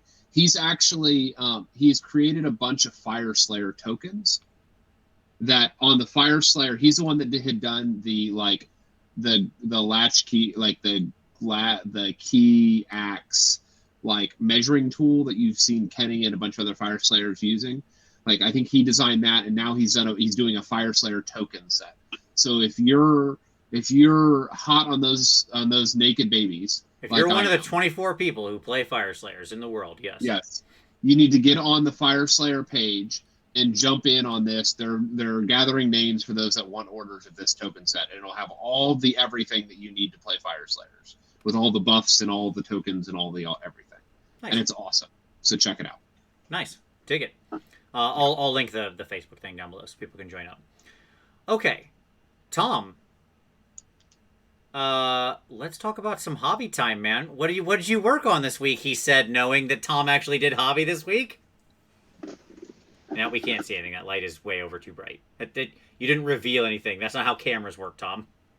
Oh, I worked on some stuff relevant to the conversations we've been having. Yeah, you've been into Stormcast this week.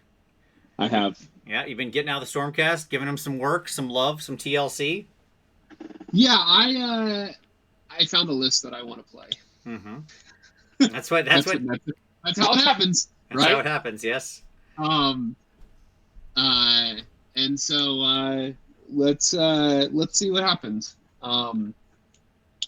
Yeah, so I've been painting some Stormcast. Got a bunch of stuff. The last couple models. Some of this I've had in various states of progress for a while, and I had like 4 models that I still needed to prime and Zenithal and start on the start on my like process of doing their armor. So everybody is at least base coated, or everybody is at least primed, with many of them having their initial base coats done. So yeah. Absolutely. I will say Tom was working on this Stormcast before he heard the news from Broken Realms too. So right. Yeah, and so I was working on this, and then this dropped today, and I was like, oh really? Mm-hmm. Go on. Yeah, indeed. So it could be a good time. Well, yeah, let's hope for that. Those Anvil Guard battalions. Right now, I'm not Anvil Guard, but I could be persuaded. You mean Anvils of Held and Hammer? Oh, that's what I meant. Yeah. They are in Anvil Guard, by the way. But yes, Anvils of Held. Yes, I understand. They are the Anvil Guard battalion, but not in the game sense of the word battalion. Okay. Mm-hmm.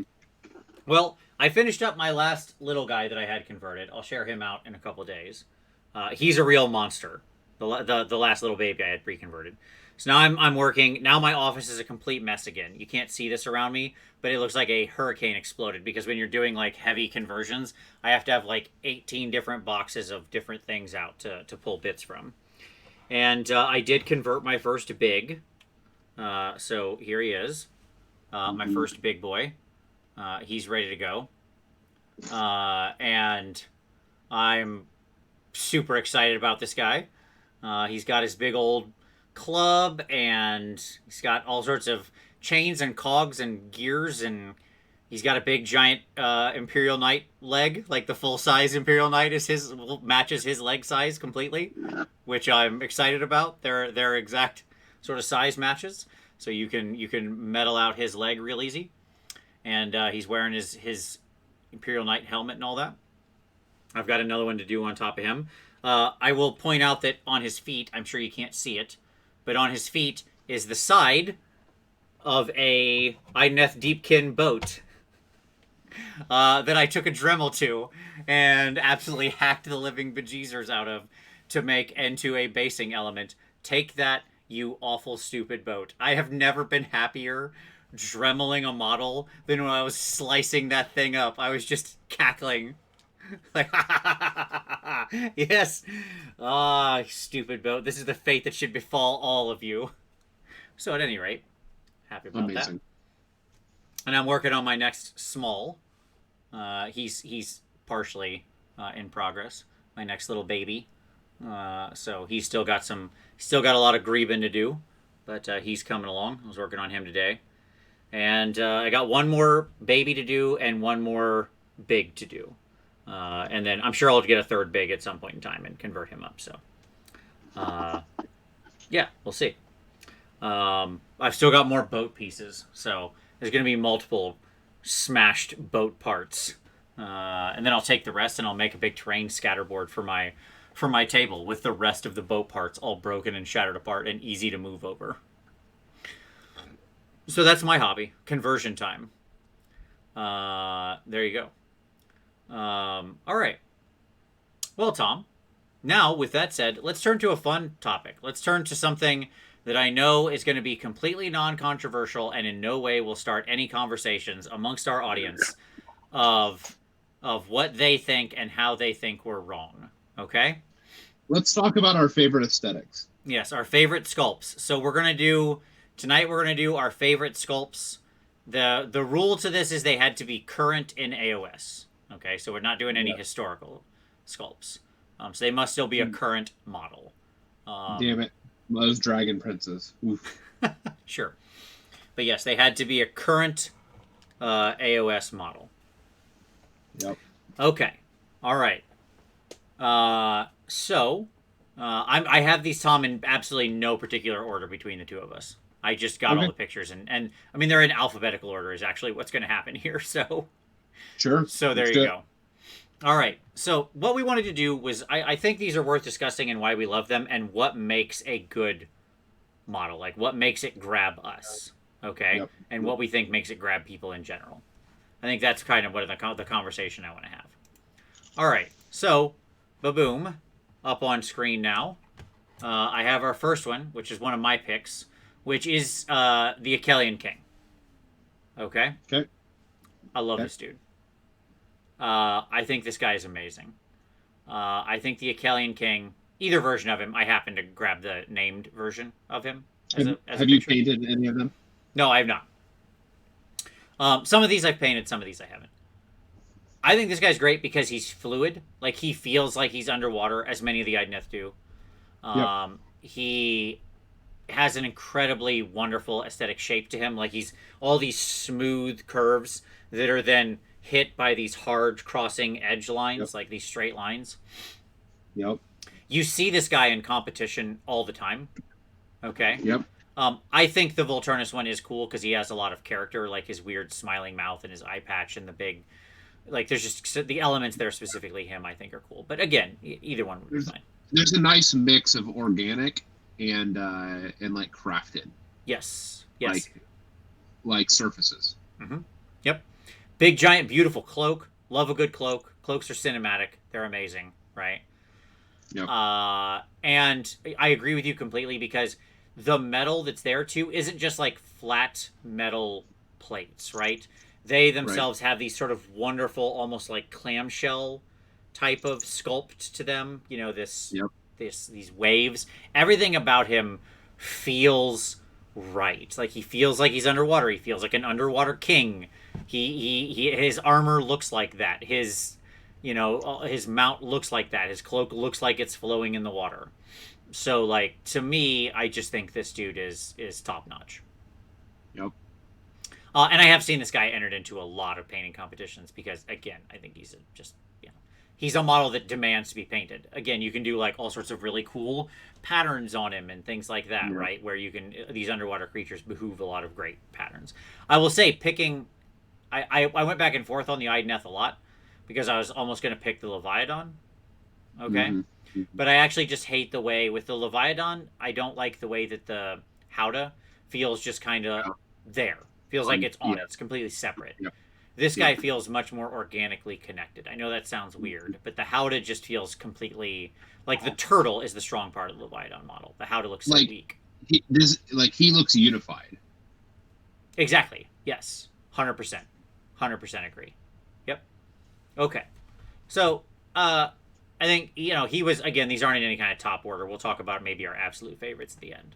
But this is like, he just grabs me, and I think he's an absolute beautiful model. Yep. All right. Next up. Oh, yeah. By the way, I mixed in some of my own that I painted in here, because why not? Of course you did. This is the oldest model in our selections, I think. This is Ikit Claw. This is the Arch Warlock. Yeah. Okay. Yeah. The Finecast version of this guy is terrible, but you can still find the metal ones around, and the metal ones are fine. Mm-hmm. I think this is still the strongest sculpt in Skaven. I'll stand behind that. I think he's better than the Storm Fiends. I think he's better than the Vermin Lords. I love this dude. Power, armor, claw, storm halberd, the armor, like everything about this dude rocks and rolls. The boiler Yeah. on his back, everything about him. I love this guy. I've painted 3 of this model over the time that I've had Skaven. Like I have 3 different Arch Warlocks, Yep. and I think obviously this is a later entry into the metal model canon, and it quickly transitioned over into Finecast. Yeah. And again, the Finecast one is garbage, but because it's all soft and full of Finecast nonsense. Yes, I think he's better than Thankful. Somebody asked, yes, I think he's better than Thankful. I think this dude is everything he should be. He just screams awesome. I would agree with that. And again, it's a mix of different parts. Like he's very metallic, but I love the way the cloth, like his robe, flows out from underneath the armor. I love all the different mechanical components to him, all that different stuff. Like I know this is probably one of the more controversial picks, and this guy is a nightmare to put together. I agree. Like that arm has broken off of this model, like 3 times. The arm holding the storm halberd. Because I play with this one. Like I painted this one for competition, and I still he's my normal Arch Warlock I use. And I've just been playing with him, and I'll move my hand across, and I'll touch that storm halberd just slightly too hard, and it falls off. Yep. It's metal. That's what happens. Exactly. Stupid metal models. Okay. But anyway, this one is super sweet. So yes, the Arch Warlock, the Ikit Claw model. Yep. Tom, here's one for you. Okay. It's the Black Coach. Oof. Tell us about this. Obviously, the new version of the Black Coach, Adoy. Man, when I painted that Black Coach, it's so fascinating because, like, I remember when I painted it, it was a cathartic experience because I had spent a lot of time painting that model, but I just it was a one is all of the different okay, let me just start here. It's so dynamic as a model. Agreed. Okay. Like the new one completely communicates what it is in the movement and all of that stuff. Mm-hmm. I love. Oh, this thing is flowing. Yes. Yes. Yes. Like so much so that I could easily mount it above just on a pole, and it simply looks like it's flying. Mm-hmm. Mm-hmm. With no actual positioning work. Just stick it there on a pole above a building, and it literally looks like it's flying in the air. Yeah. Like in Santa Claus sleigh mode. Yeah. Like it's beautiful. The materials on it. What you don't get if you haven't painted Night Haunt is that there's actually a really interesting design language in the entire line. Okay. And you can only see this once you've really started painting it, but you can see it in some of their paint schemes of what is solid and what is translucent, and how they communicate that on the model itself, and how they keep the materials separate. They don't make any mistakes in the sculpting of what's solid and what's ethereal. Yeah. And it's really fascinating when you don't see the beauty of it until you've labored 30 plus hours on one of these models. And you see the consistency and the design of the models themselves. I loved also how there was just so many different materials here. Yep. Again, the cloth, the wood, the various ghosts, the weapons, the metal, the lantern. There's so much different things to play with. Yeah. Yep. What's so fascinating is there's a dude in that casket and you can see him. Right. And so he you have to paint this in sub assemblies, right, in order to truly get everything. Right. And many people won't even notice what has been done because of that. So there's just a lot of it's just a very unique, very just arresting model. Yeah, I think that's a great way to put it. I also want to give extra credit for the "we don't care about the base" award here. Right. Right? Right. Like, this model is so far off its base. It's not even close. The front two horses aren't even anywhere near the edge of the base. They're way out into Nowheresville. Okay? Sure. And Yeah. the back of the thing is still hanging off as well. Right? Yes. Yeah. Yeah. I had to put this like 7 inches in the air so it wouldn't touch other stuff. Right. So you can actually move it adjacent to other models. Yeah, yeah. Yeah. I will say this, and I do agree. I actually have another Nighthaunt pick in here later, and the Nighthaunt range was hard to choose from because there's so many good sculpts in Nighthaunt. It is a banner faction. Aesthetically, it's so killer. Yeah. There was probably, in most factions I would look at, I would find one or two things, and I think, well, what is truly the best? When I looked at Nighthaunt, there was 7 different sculpts that I thought any one of these I could pick and feel good about. Yep. Yeah, it's so fascinating with this. Like, let me tell you how arresting this model is to me. I hated the rules for this and how it was pointed. Sure.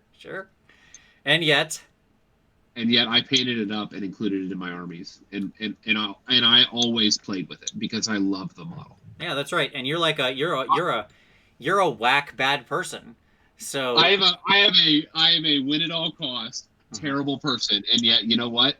I put this bad boy in every army I build of Nighthaunt. That's right. Because it's just simply that beautiful, and it, like, even when it was pointed badly, like now it's not pointed bad at all. Right. Like 220 is appropriate for what it is. Yeah. But I was paying like what 280 or something for this. I believe it was 280. Yeah. And you know what? Sure. Right. Yeah. Like I'll take a sweet aesthetic tax for this thing. Sure. Like, I feel better about myself only paying 220. Man, let me just say, when they get to the new War Scrolls, let's hope this bad boy has an actual hero keyword. There you go. Oh, that's what we all hope for. Oof. You've got another one coming up because I accidentally clicked to it, so I know it's next. No worries. Yep. Blight Kings. Blight Kings, Tom. So this is one of the first units that I ever painted to completion. Mm-hmm. And you know what? Like, I still, you know, like when I was looking at this segment, I was looking through all of my collection and the things that I've really just truly enjoyed painting. Mm-hmm. Blight Kings is on that list. Sure. And what's so fascinating about it is, like, when I went back and looked at those kits, there's just so much there. Yep. And like, everything about this unit bleeds what this unit is. Sure. And so when we talk about unified, like, vision for a unit, and what was so fascinating is this is one of the last units that I can think of that actually had like full interchangeability across the entire unit. Right. It had all these different ways to have torsos built or weapons in their hands, or different takes on each one. Yeah, and it's like, just build whatever you want. Use your imagination. Here are a bunch of bits. Mm-hmm.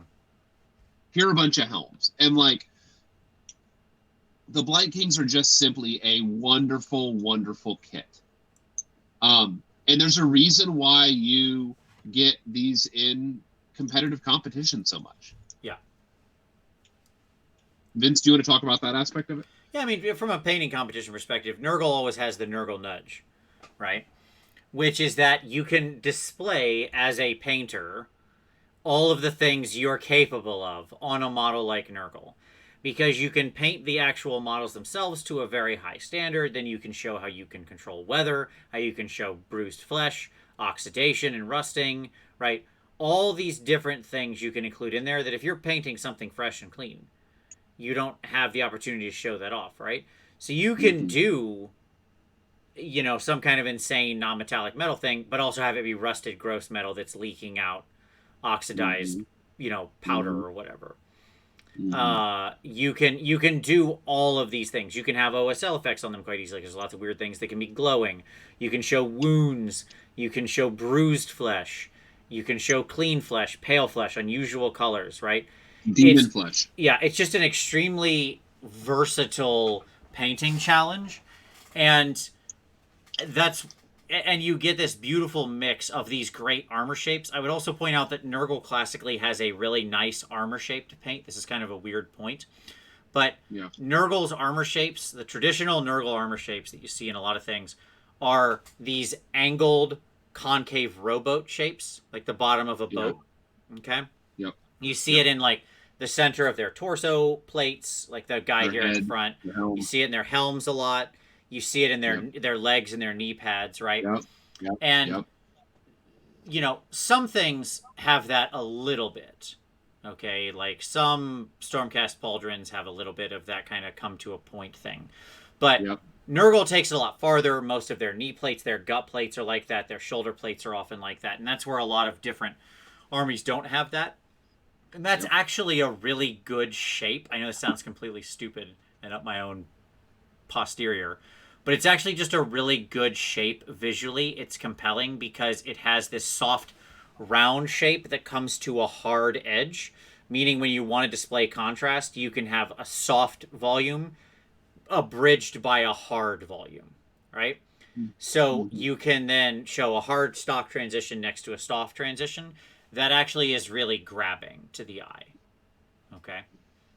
So there you go. I mean, that's why they're these. I think these guys are absolutely disgusting. I will openly say I did not pick a Nurgle model because I couldn't get over it for my own personal sense of aesthetic. But I must admit that these guys are incredible. Yeah, and like I actually struggled between these guys and the Puscoil Blight Lords, because with them you also got the mounts. Like you got everything you get here, but you only get 2 of it, and then you get 2 mounts. And I ended up going back to these guys simply because of the diversity of builds that are available to them. Agreed. That's what makes these guys win out. The other one in Nurgle that actually had me on the fence was Slavity Biopiper. Because I do think he's just a singularly fun and hilarious and amazing model. Yep. He would hit my honorable mentions category. Yep. Okay. Right on. Okay. Next up, we're going back to IDK for the Eidolon. You can pick either one, right? Like Aspect of the Eidolon and Mathline. Yep.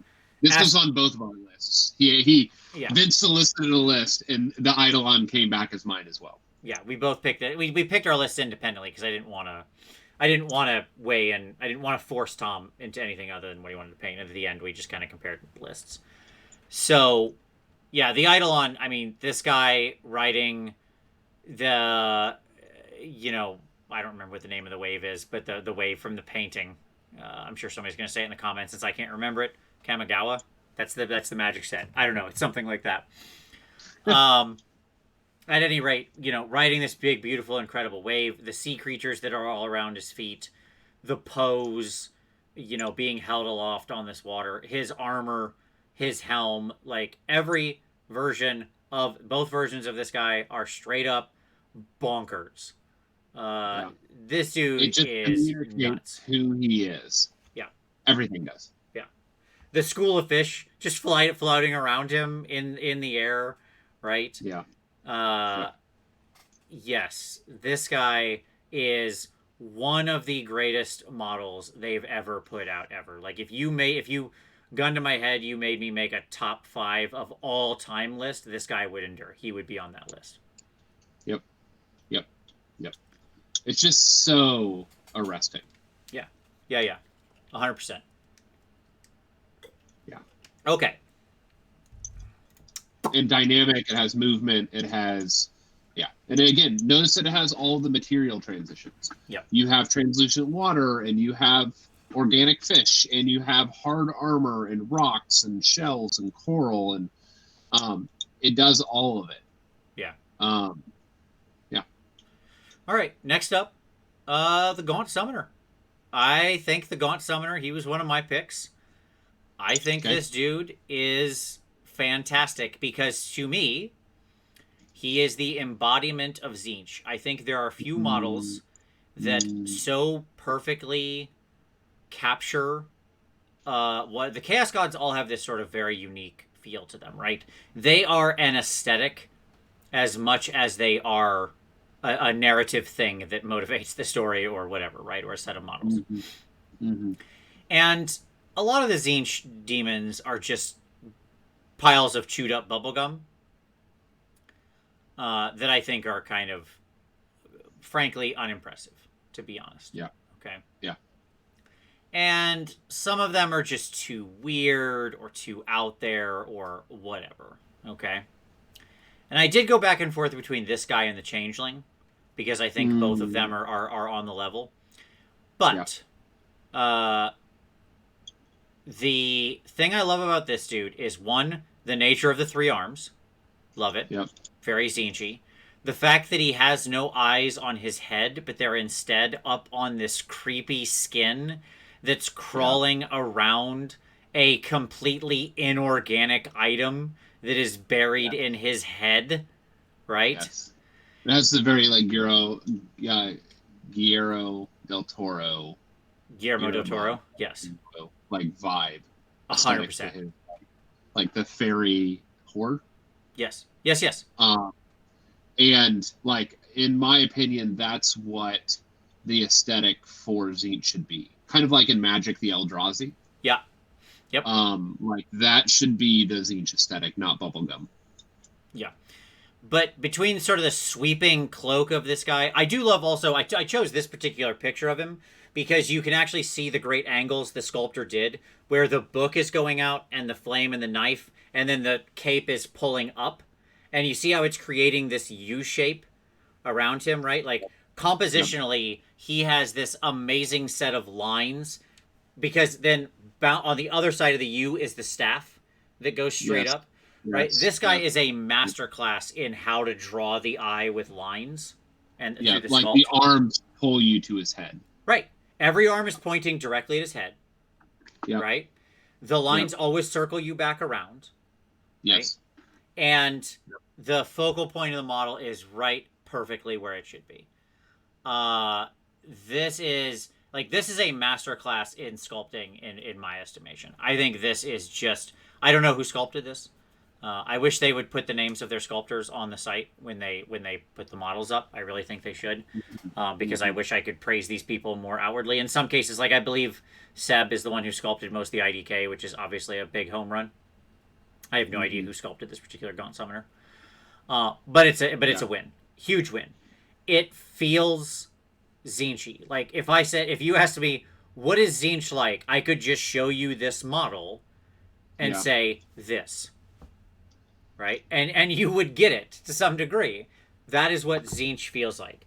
This weird, twisted, as you mentioned, this sort of almost like dark fae wizard power. Right? Oh, there you go.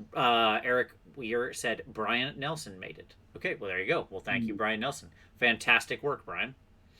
Yeah. So, there you go. Wonderful.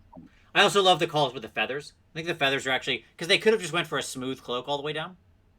Right? Yep. But Tzeentch has a lot of feather stuff going on in it with the birds. Like, birds are a big part of their aesthetic. So I love that they incorporated that in there. Just that little touch. So, yes, I love the Gaunt Summoner. All right, Tom, you want to talk about this big boy? I actually didn't have him on my list, but you did. But let's talk about Catacross. The living diorama. For me, Catacross, it was like, more than anything else, the Catacross model communicates attitude. Oh, yeah. Like, it communicates who Catacross is. Man, like, his bone daddiness just drips off of his codpiece. Like,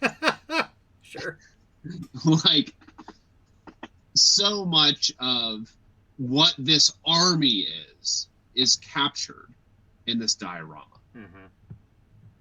And everything from the regal, like, commanding nobility of Catacross to the subservience of his servitors, to the physical confidence of his warriors. All of it's here. Yeah, I love how you actually like this is a minor note, but it's something worth mentioning. You understand the hierarchy of the five models in this picture from their placement and their stance, Yes. right? Yes. Like the scroll bearer being the weakest, the bird boy being also hunched and closed, then the bannerman still like proud but still a generally closed model. But Okay. but also rigid. Yes, very rigid. And then to the samurai man, disapproving samurai bone daddy over there, who's Yes. much more wide and proud, almost mirroring the big boy himself, right? Who stands Like apart not he's just because of confident. size. Yes. Yes. Like he's confident. Yes, the fact that he isn't even holding his shield, right? Like, by that I mean he's not armed with it, right? Right. He has Right. it's sitting on the stone, and Yes. he's just lightly placing a hand upon it, right? Yeah. As though this is not a thing I need to worry about, right? There's no need to heft and wield this shield, right? No need to don this particular piece of armor yet. There is nothing here that is threatening to me and my magnificence, right? Yes. Yes. Yes. Like I love all of it. Mm-hmm. Like, and of course you have all the materials. You have bone. You have metal. You have cloth. You have hard. You have soft. Yeah. You have like all of it. All of it's it. there. All on a very incredible diorama base, right? That Yeah. is itself Yep. great. To me, this rewrote what we might see with centerpiece models. Sure. You know, I think one of the reasons I didn't pick this, I mean, I love it. It's an absolute stunner. Okay, no Yep. doubt. But one of the reasons I didn't pick this, and I'm fine that you picked it. I had no pushback on that at all. Like it deserves a place in this list. Is just because I'm suspect of this diorama. Okay. Yep. That is what it is. That's such a snapshot versus it being on the battlefield and being a mobile piece, right? It almost Sure. feels too static. Now, that's only a minor concern for me because I am pretty famous for building models walking around on top of terrain, like my Archeon that's bringing a house with him. Rafi is permanently wrapped around a pillar. Yeah, that I have columns around it. Yeah, well, I built an even bigger set of an even bigger colonnade for her to be upon. So Indeed. sure.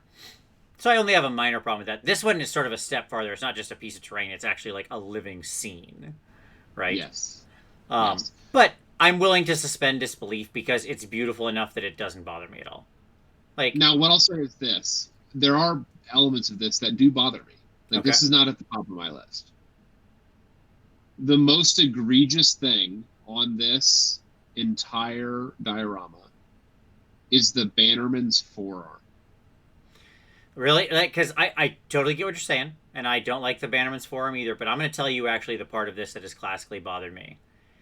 The flesh-stitched, or whatever it is, in his head sash that's around Catacros's waist. It looks so... It looks so trailer park, kind of like just a old raggedy thing he found lying around. Yeah, it doesn't look regal. Because it has all these visible stitches in it. Yeah. Look at the stitchy headpiece. Like his crown is likewise flesh stitching. Right. And I'm like, really? That's with that beautiful, magnificent shield. That's the best headpiece you could find. Right. Right. Like I would love that sash a lot more if it was actually a little more, if it fell at a more angle down his waist. Yeah. So if it was more of a triangle down his waist and then hung in another triangle, around kind of one of his legs and didn't have any of that stitching. If it was a smooth piece of sort of kingly cloth. Because that's what they're playing at. They're playing at the like sort of king's cummerbund or whatever that they would have around their waist, right? Like his cloak. His cloak, even though it's tattered, it has that regal feel. Right. Also, I could have done without the holes in the cloak, but that's a minor thing. But you're right. It does still feel appropriate. Right. But I agree. The stitching is meh. Like, look at the samurai's waist sash. Does not have the stitching. I know. Right. No, I agree. That's what feels off. Or that is one of the things. Again, the forearm for me on on On that that dude, because it's just at on such a that weird dude. angle, and how that And bone it's so brace oversized. or van brace or whatever it Yes. is. Yeah. And it like it draws my eye out of this huge model, right? Mm-hmm. And all of the oversized aspects of the various model. What grabs my eyes more than anything else is that dumb forearm. Yeah, sure. I do like Dana Howell's explanation for that sash. I always imagined it was a homemade gift from Nagash, and he's wearing it to make his boss happy. I think I think you're almost there, Dana. It's a bad Christmas sweater. Okay. So Sure. it's like your grandma gives you an ugly Christmas sweater, and you're like, "Oh, thanks, grandma. This is great. I'll totally wear this." And then you've got to wear it one year just to make her happy. Nagash is like, "Look, I made this for you, my favorite Mortark." And he's like, "Oh, gee, thanks, Nagash. This is really great. Flesh of Kings, huh? That's super cool, man. I'll definitely get some use out of this. Okay, well, I got to get back to the necropolis. You take care. Bye." Yeah. So, anyways, all right. Okay. So I couldn't not have this guy on the list. yeah, I get it. Canary. Yeah, that was another one of my picks. Yes, it was. Which I used my models because that's how life works here. Sure. Man, I like. So when I was trying to figure out like what I wanted to add to this list, I thought about the things in which I just loved painting. Mm-hmm. That I loved lavishing time on. Yep. That as I painted them, they grabbed my my brain, right? And I just love spending time in. And man, these girls did it for me. I completely agree. These are so like, are they fiddly? Yes. Oh, Are yeah, they beautiful? Yes. Yeah. Like the wings and the weapons and the movement and the dynamic character of them. Like, I know you cut them all off of the things that they're hanging on. Yeah. But these are some flying models that I felt like they were flying. Like, I've painted an almost entirely flying army in KO, and most of those don't feel like they're flying. Yeah, because most of the time their legs aren't really doing anything that's communicating vast amounts of movement, of swooping, of ascending or descending, right? Right. Whereas you feel that with these. These are like comic book panels. Yes, 100% they look like the way superheroes fly in comics. You look at the girl taking off on the left, like our left, Yep. and her legs, the way they're back, they're not at the same angle. They're kind of splayed just a little, but the way they're kicked up, the way the heel is slightly elevated, like she pushed off, the shoulders being arched back as the wings breach out, right? And then the other one almost more, the coming in for a landing with the one straight leg and the one sort of at a knee that's coming down to touch, and the spear back, but like coming in, like you have they play really well with the where the arm is in its positioning, right? Into the movement they're communicating there. I dig everything about these girls. They were so much fun to paint. I've painted 25 of these girls. Do you really have 25 Canary? I have 25 Canary. That's amazing. I have 15 melee and 10 shooters. I have 25 Canary. And you know what? I'm going to paint some more with that box. With the new Daughters box that's coming out. Sure. Yeah. Because I love this model. Yeah. I have 25 of them, and I don't regret us painting a single one. Dig it. No, they're beautiful. I mean, clearly. What I'll say is this: they originally, like, the doc model, or not the doc, it's not Warhammer Online. The Daughter of Cain, like the Witch Elf model, was on my list, right? Got it. Just the basic Witch Elf. Yeah, the basic, and I was like, I just love the Witch Elf. It's just so dynamic. And then I was like, wait a minute. How do you make the Witch Elf better? You put these beautiful wings on them. Yeah. Right, and then make her even more dynamic. And like, I just realized, like, in my initial listing, I hit the Witch Elf, and then I was like, nope, it's these girls. Yeah. It's just so simply stunning. Yeah. Absolutely. I mean, we're talking about an army that you and I saw in one teaser video and went, well, we're in for this army, and then did and both painted more than 2,000 points of. Oh yeah, oh yeah. Like I started building because I had like 90 witch elves on my shelf at that point. Like I started building that day. Right. Okay. Yeah, next up, it had to happen. You knew it was coming. Everybody should have seen this from 2,000 miles away. And that is the Keeper of Secrets. Is it the best model they've ever made? Yes. Okay, so, I mean, obviously. The Keeper is incredible. She's gorgeous from top to bottom. Love everything. Love everything about it. Love the claws. Love the elegance. Love the weapons. Love this model. It's so beautiful to paint. It's so much fun. I love everything you can do with this. I've seen so many people have different takes on this thing. Yeah, I mean, there's a reason I have 6 Keepers of Secrets. Okay? I don't know what else to say. But, like, she is the perfect combination of beauty and horror and power all put into one sculpt. And yes, by the way, to answer something from earlier in the week, yes, a 4-foot view, 40,000-foot view, those are real things people say in business. The fact that all of Rob's co-hosts on his show don't know what he's talking about, I can't help it. They don't work for real companies. So, at any rate, yes, you can take a 40,000-foot view of something. That means at a very high level. Or you can take a 4-foot view of something, which means a very detailed level. At any rate, just that's something that's a thing from a completely different show that I had to answer. There you go. Okay. I love the mix of the masculine and the feminine. Yes, it's sort of split down the middle thing. Fine. That's traditionally how Slaanesh has envisioned it. I have no problem with it.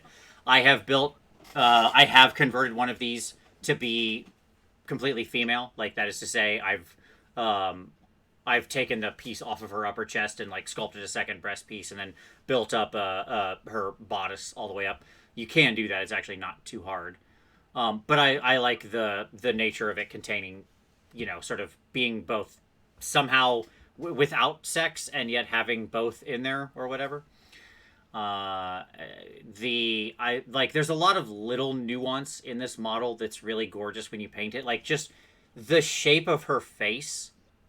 Like, I know sometimes people don't love the face because obviously there's the sort of more goatish face or whatever, but then there's also, or bullish face or whatever you want to say it, whatever the other one is. But then there's the face that I prefer, which is this one. And it has these actually really unusual angles.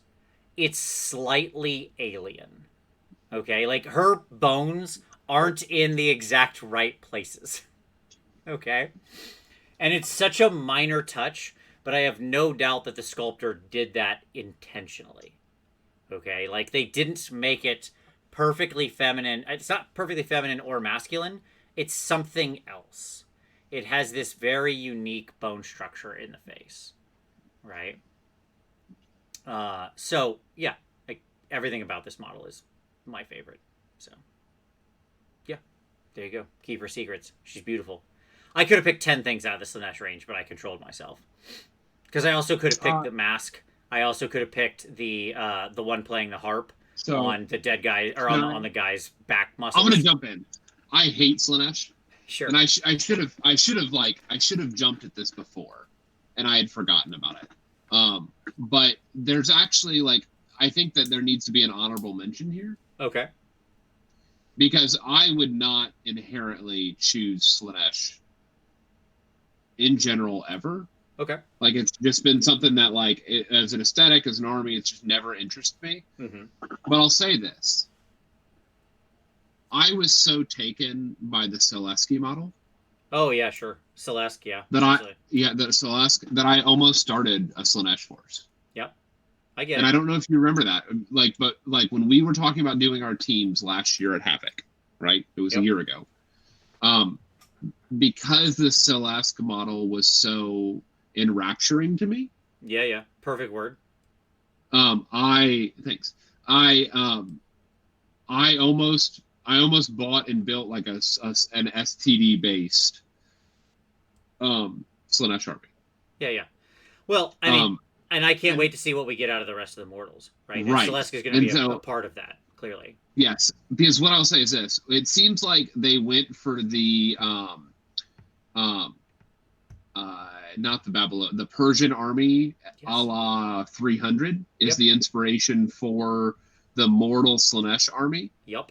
And if that's the case, I might be in. Yeah, he himself has a very sort of Xerxes feel to him. Yes. Yes, yes. And like, if we get an army like that for the rest, for your leather daddies of that, like Persian, like the 300, the comic slash movie Persian army, Mm-hmm. yeah, I might. This would be an army that I could collect. Sure. Yeah, I get it. I mean, that's just it. I could have picked any. I ended up settling on the keeper just because, Yep, you yep, know, I wanted. It is truly my favorite, but I could have picked the harpist yep. or the mask, which I think is the greatest reimagining of all time. I saw somebody submit the mask for the worst sculpts ever. You and I will have words if we meet in person someday. Whoever you are, random person on the internet, you're out of your mind. The mask model is a masterpiece. The fact that you can actually arrange the tragedy comedy mask so that her eyes line up to be looking through it at a distance when you hold the model in the right way, like it actually sits over her face, is incredible. Everything, and it's movement, it communicates dancing, it's gorgeous. But yes, Celeste is another one. Like, it was just, man, that the updated Slanesh was everything I wanted. It was everything I dreamed of for the past 14 years. So I'm all about it. Yep. So I could definitely like. So there are aspects of Slanesh that really grabbed me, Yeah. and especially if they're doing that aesthetic, I'm in. Like I'm in, like that's yeah. It's an army I could collect. Let me say it that way. Nice. Next up was my pick out of Night Haunt, and I actually picked Lady O, Lady Oh Oleander. yeah, yeah. I think she's gorgeous. I absolutely love Lady O. I love how nothing she is. Mm-hmm. What I mean Mm-hmm. by that is they did a wonderful job of capturing nothing in a sculpt. Okay? Yep. Yep. Uh that sounds stupid, but it's actually really hard to do because what the It's sculptor the did epitome here, of a sheet ghost. yes, what the sculptor did here is actually use negative space as Yep. part of the model, right? Yep. By putting the vine and the stuff up into the open part between her flowing little ghost dress, right? Yep. It fills the negative space with something, but it makes you aware of all the nothing, right? Yes. Yes. Her little handmaidens are a little goofy. I'm not gonna lie. I'm not Right. super in love with their faces. They're the part of it that's Well, to me. they're the Dreadsight Heritans, which Yes, like is a particular part of the army that you just never see. Like it's sure. something that's never taken off. Yep. But I do like the treasure chest and the broken hourglass, like cool elements around her. Yeah. She herself, with the way that they just so subtly captured in this sort of marble sculpture fashion of the skull underneath this Yeah. wedding veil that she's wearing, right? She is the Mortark of grief, and you could guess she's sad solely from looking at the thing. Like, she feels sad and shrouded and full of loss, right? With these Yeah. withered old roses and all of this stuff that she has. Um, she like all of the ghosts do a good job of feeling ethereal. There's a reason that the Night Haunt won our aesthetic survey, right? They were, if you Yeah. remember, they were the highest rated model range, right? And legitimately so. Yeah, and I do not disagree with that at all. But of all the things that feel ethereal, I argue Lady O feels more ethereal than almost any of them. She's so wonderfully and apparition. The way she's floating, she almost reminds me of the first ghost you see in Ghostbusters, the old Yeah. librarian in the basement of the New York Public Library, right, where she's just Yep. kind of floating through, right, before she turns Mm-hmm. all scary, which Yep. is very much that. Um, uh, and Paul just said AOS Lady Haversham. Yes, I agree completely. So yeah, it's a just a absolutely gorgeous sculpt. So yeah, not much more I can say. All up just one I guess one more quick thing. I do love the way again that they use the lines on her because everything flows up. The way she's holding her Yeah. dress, like the fact that her hand isn't just out, but that she's holding the wedding dress up, right? Yes. If Yep. you've ever been to a wedding, you know that brides often have to like grab their wedding dress in that same way and lift it up slightly so they don't trip over it, right? Because it has Yes. either the long Yep. train or it will come down to the Yep. floor. And that little touch, like she has no reason to be holding her dress. No. She's a No. ghost. She can't trip, Right. right? Right. Okay. But she's holding the dress almost as though she's in the wedding procession, Right. right? Right. It's this echo of her time And when she she has was her alive. and her handmaidens are floating next to her. Yeah. It's such a tiny detail, but it's so freaking cool that the sculptor thought of that, right? Of Yep. communicating part of her past story through Yep. that tiny little thing of just Mm-hmm. having her grip the edge of the dress. Okay? So, love it.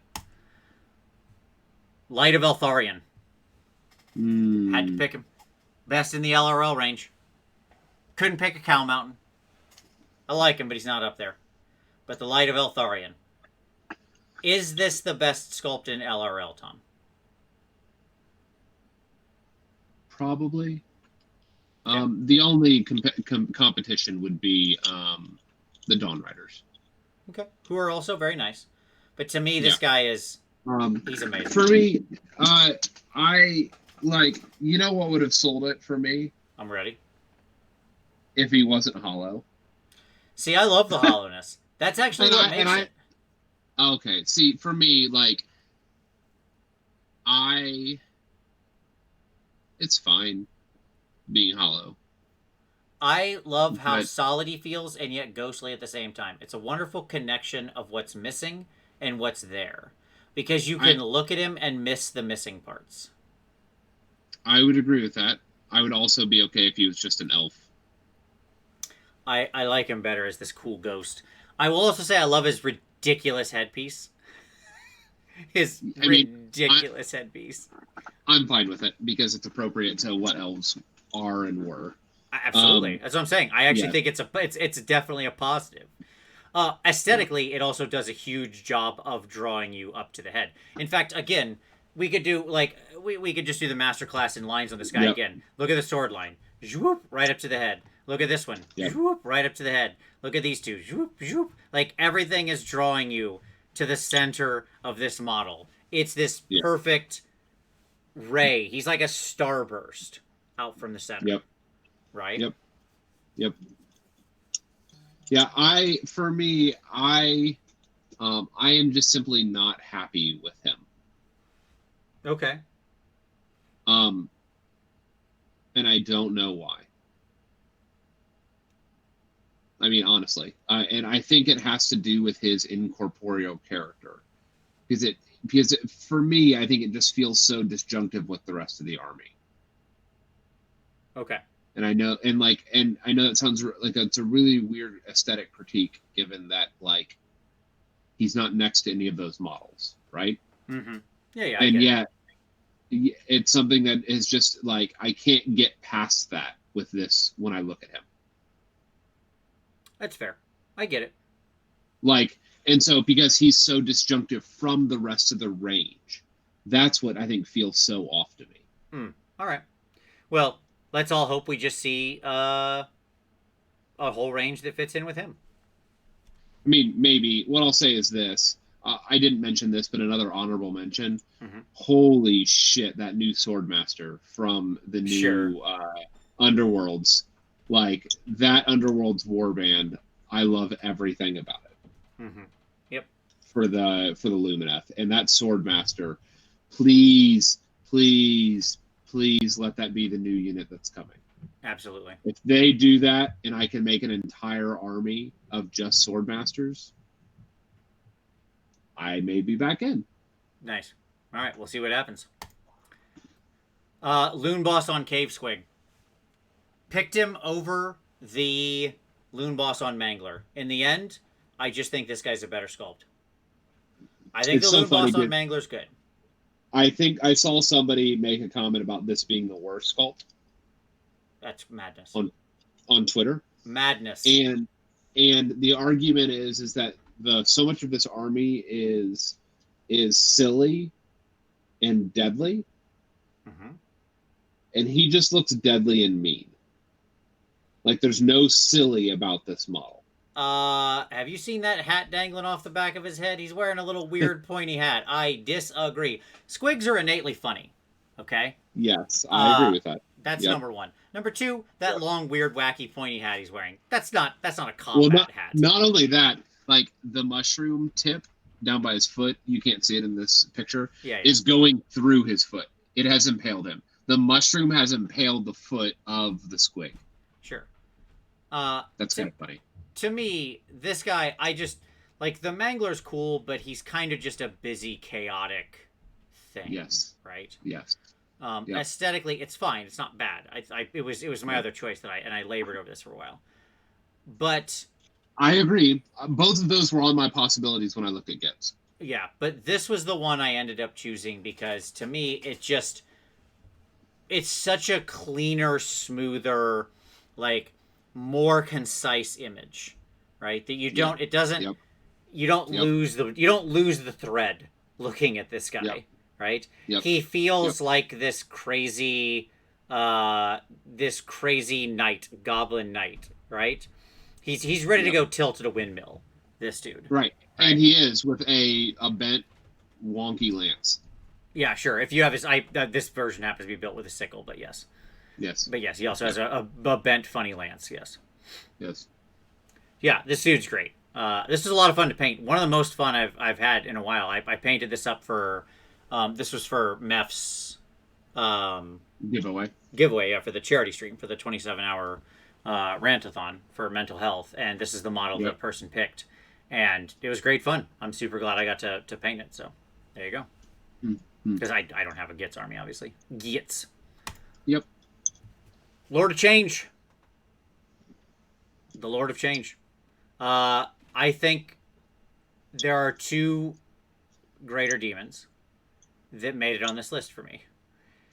The Keeper's the best, and the Lord of Change is number 2. Because this guy is bononkers. He's insanity. He's insanity in 10 cities, right? Between these incredible feathered wings, his ridiculous like staff or his stick or his sword or whatever, all the little bejangles and bejingles around him. He's so much fun to paint. The musculature, the bone, the claws. Like, this dude took me forever to paint, but I absolutely loved painting him. This guy's another guy you see in painting competitions all the time because he is such a gorgeous model. Aesthetically, the weird movement of him, again, he has all these lines pushing down in his weird head torso, right? His super long neck. And yet all the attention is still drawn to the right place, despite the chaotic cavalcade of nonsense that's happening around this model.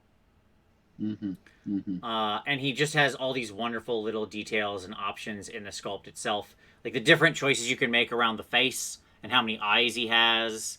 And there's just like tons of little choices you get to make with this fig that I think are really beautiful. So, yeah. And like all Tzeentch, he's an excuse to go ham with the colors. Ham. Not turkey. No. Ham. Indeed. He is in fact a turkey. Yes, he's a big giant death turkey. Anything you want to say about the Lord Change? I mean, this is my pick. That's all I've got to say about him. No, he's pretty. Okay. I thought about him. He's good. Mega Boss on foot. This was my pick for Iron Jaws. Picked him over the Mega Boss on Maw Crusher because in the end, I feel he's a stronger sculpt. I love the Maw Crusher, but the dude on foot's a better sculpt. This is imposing. If the Maw Crusher had an open position, and not a closed position, I think that the Maw Crusher would be a stronger sculpt. So all like the remodeling where the arms are out, where it's trying to fly or glide, those are 100 times more better than the close position. Mm-hmm. But I agree with you. This mega boss model is just a joy to paint. Yes. Super fun Yeah. to paint. Super amazing. Brutality, right? Like this guy communicates brutality. Yep. And yeah, I mean I've painted this guy 4 times now. Okay.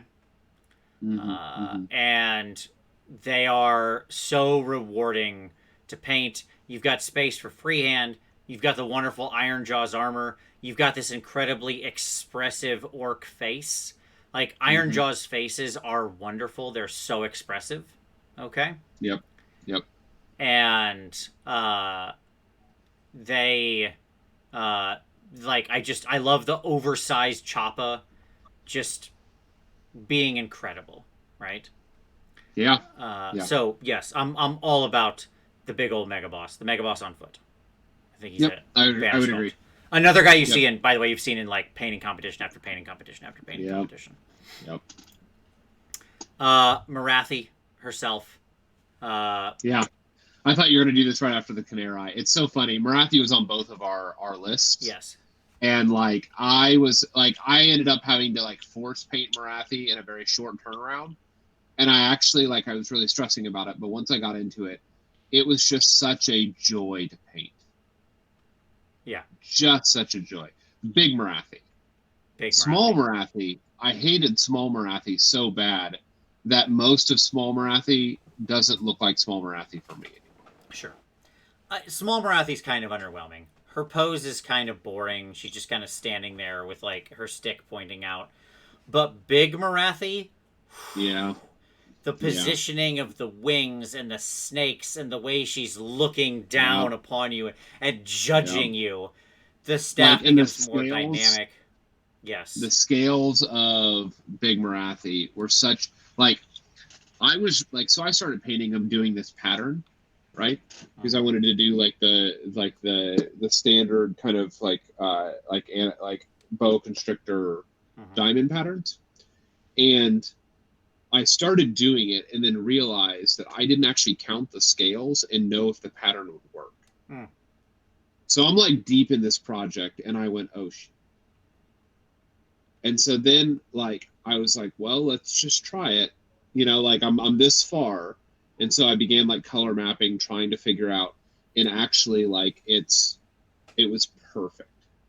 Yeah. Because the design on the scales were numbered exactly right. Yeah, sure. No, I got she is just absolutely gorgeous. Every element of her feels so perfect when you're painting her. The muscle changing into the wings, the Iron Heart of Cain or whatever, even the little tiny details. Also, her face is absolutely majestic. You want to talk about expressions and being able to read character on facial expressions. Like Catacross, she communicates everything of what she is in her face. Yeah. Yep, her face and her pose tell you everything you need to know about how she feels about everybody else. Hence why mine is on a very tall piece of colonnade, not the little one that's on the ground. So mine is 11 inches tall or something like that. Nagash. Big Papa Nagash. Wow. I put him in here. I think he's still worth it. He's a little. He's not old. I mean, he's fine. He definitely wins the Most Improved Player award. Sure. No doubt about that. So I painted one. I actually have a painted Nagash. I had finished. I bought a big collection, and they had a partially painted one, and so I actually did the finishing run on him. And I actually enjoyed painting him. I remember doing his and that's, by the way, what got me to really want to do Night Haunt was his ghosts. Yeah, sure. I just think he's cool. Again, way up, floating. Love the pose with the legs. He could be a little bit more action oriented, but it's fine. You can, obviously, I like sword a little better than stick. This is the stock photo, obviously, that's out there. I think the sword in his hand is a little better than stick in his hand or whatever. But he is the big bone daddy himself. Of the god sculpts, he's the one that feels the most yeah, man, that's the god of death right there. More than Marathi? She's not a god. Yet. You're correct. Yet. What No, I'll I say think is Marathi's this. better than her, but yes, I'm saying like between. Yes. He feels like a god. Yes. He feels more goddish than Alariel. He feels Absolutely. more goddish than I mean, do we have any other gods technically? And those are basically your figs that are gods. Like technically gods, yeah. Yeah. Yeah, the only thing I'll say is this. I am still always it always catches my eye. I saw another one of these today. Every time I see one of the Nagash throne models. Mm-hmm. Yeah, Those that have been throne. When he's sitting on the Mage Wraith throne. Damn it. Every time I see one of those, I'm like, I won't. He fits so well on the Mage Wraith throne, it's ridiculous. Yes. Yeah. Every time I see one of those, I'm like, I can maybe go for another Nagash. Sure. So, like, he also repositions really well. Oh, yes, Teclis, of course. How could we forget Teclis, the other god that's out there? He's not a god. He is. But at any rate, we're not going to talk about it. Yeah, see, this guy's definitely beating out Teclis. Nagash is definitely heads and shoulders above Teclis. I literally forgot all about him because I'm trying to forget about the Teclis sculpt. He would be on the opposite version of this show. Right. Yeah, there's a free one for you, Joe. Yeah. All right. Ogroid Myrmidon. Not the Thaumaturge, the Myrmidon. This dude's great. Open pose, very angry, love his arms, looks like he's roaring, ready for battle. The wounds and the scars on him. Yep. His face is so expressive.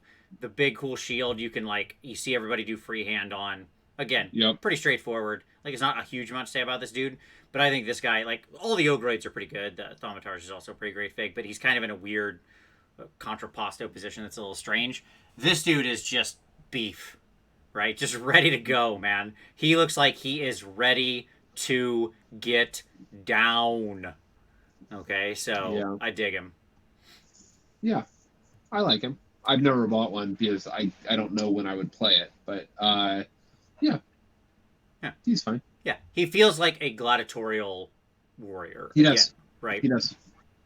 He really captures that. Getting to the end of the list, another model in that same line, which is the Llama Cat. You thought we weren't going to do the War Sphinx? Or whatever, not War Sphinx, sorry, whatever he is, the Llama Cat. I can't even think of his real name anymore. The Mind Stealer Sphinx. There we go. You thought we weren't going to do the Sphinx? No, of course we're doing the Sphinx. This guy's amazing. This Llama Cat, I love him. I hate cats, but I love this guy. This guy's incredible. Love everything about him. He's fantastic. Good to paint. Really interesting pose. Really beautiful, volumes of the way they captured the bestial musculature. And I love his face. I love the face with the little tongue out because he just looks like he's going like he's doing the whole fava beans in a nice Chianti. That's what I picture him saying. Sure. Also, the little horns that around his head that form a heart. Well, I heart you too, little guy. That's what he's telling me. He loves me every time I look at him. I'll right back at you. So yeah, I dig this. The Mind Stealer Sphinx. He's just so alien. I know, that's why I like him. He's weird and disturbing, which I enjoy. Yeah. I think I picked the War Stompa, the Mega Gargant. I think the new Mega Gargants are a success. Having my hands on this model, they're so incredible. They really are. They're just bristling with all this beautiful detail. Now, given I hacked mine to pieces and then have converted it left and right. Yeah. And, we can talk about how the price of this thing is a bit too much. Okay. It is. But... So, why that one over any of the others? I think the horns around the back of his head form the... So, the Gatekeeper would have been the other one, but I hate his stupid dangly flail. That flail just feels like it's not anything. I hate the flail that the Gatebreaker has. It's hanging on, two thin chains. It's ridiculous. This guy has the club that feels like the heaviest club, right? Sure. Not just some random bits he found and strung together with rope that's going to explode the first time he swings and hits something. Okay? Yeah. Yeah. He's got the big armored cestus on his other hand that it feels like he would just punch somebody with. The Sure. horns on his back actually frame his head in a really nice way. Like that is actually a really nice addition. It does a lot of work up there. This pose is also the best pose with him kind of coming forward. The Yep. the the Kraken Eater looks like he's at a deli and he walked over to get his drink and they called his number because his sandwich is ready and he's like, Okay. "What?" Okay, that's the Sure. pose he's in. I can Okay, see that. The reason why I ask is because I think I like the gate breaker the most, mm-hmm. and I think that it's just because aesthetically, when I was looking at them, I realized he's the one that looks the most like. So the concept that I got was to do him in a ghostly ethereal form. Sure. Only like the head hood is his ghost sheet. Sure. Like he didn't bother to cover the rest of himself. Yeah. I Right. get it. Right. Ooh. Like Yeah. and because of his portcullis loincloth actually looks like possibly some of the gates from like the like I think he could be ghosted up. Let me say that. Sure. And so in looking at him, like he's the only one that I actually got like a concept for when I was like trying to figure out how I would fit these in an army. Sure. I also like the Leviathan shell sort of gut plate that he has. I think that looks really nice. So. Sure. Yep. But yeah, this guy's good. I mean, I loved converting this one. I can't wait to convert the next one. So. And then we end on yours, Tom, the last one you had, which was Zarbag's Gits. Yeah, it's interesting. I looked across the range, and for when I looked across the range, this is the one kit that really jumped at me. It just jumped off the page Mm-hmm. because it is so thoroughly Gloomspite. Yes. Like if Gloomspite as the army could be distilled down to a single box, this is it. Sure. This is the entire army. Everything you need to know about this army in a single box. It has your squigs, both your scary squigs and the silly bone chewing squigs. It has the weird, like, corrupted goblin, underworld, underground dwellers with like fairies in lanterns. Yep. It has all of it. And like, if only the rest of the line could be sculpted like these goblins. Yeah, I mean, just to bang through what I love about this. Yes. Fairy lamp, fantastic. The squig chewing on the big bone like a dog, wonderful. Yes. The fanatic who's mid drink of his crazy juice sitting on top of his big giant swingy thing, right? Yes. The guy roasting mushrooms on his back brazier, right? Like coals he's got on his back. The archer where the hood has clearly fallen over his eyes and he doesn't know what he's shooting at. And the other guy who has an arrow through the top of his cowl that I imagine was fired by the guy with the hood that fell down. Right. Yes. Like, this is the entire army distilled into a single unit. Right. Yep. And all of these are superior sculpts to the normal boxes. Mm-hmm. Yeah. Yep. Like, and what I mean by that is not that, like, individually, but, like, when they distill what those things are, what the fanatic is, what the squigs are, what the relationship of the squigs are to the goblins themselves. Mm-hmm. This captures all of it. Yep. With you. And so it is just so characterful. That's exactly what I was going to go for. That's exactly the word that I was about to use, character. Yep. And so you can learn so much about who this army is by looking at this unit. Yeah. There's very few other units in the game where you can tell the entire character of an army based on a single unit. Sure. This is one of those. Yep, I agree. And all the sculpts are just, in general, superior to anything of the comparable stuff that you'll find. The Goblin Wizard, any of the normal Gloomspite archers, or even the Fanatic. I love this sculpt over the crazy, huge flails that they're swinging. Yeah. Like, this is it. This is the army. in a unit. And so like I just love it. Yep, agreed. All right. Well, that brings us to the end. What did we miss?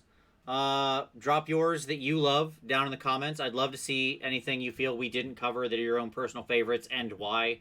Tell me what it is that drew you to it. I think that in the end, we all play this game because we love the models itself. Like because each of us saw some army, some fig, some something that was like, I want to own that and paint that. It's so cool, right? And that's what makes this different than playing video games or having magic cards or anything like that, right? Is that we get to take these things and are drawn to them and we get to personalize them and make them our own. So tell us down below what you thought. Don't forget to hit like, subscribe if you haven't done it already, of course, but hit like. It helps other people find the show. I really appreciate it. We really appreciate it. If you hit like, it's great. It helps other people. Come join us every week. So with that, Tom, I'll say thank you. Appreciate it, buddy. Yep. And to all of you out there, we very much appreciate you watching. We'll see you next Wednesday.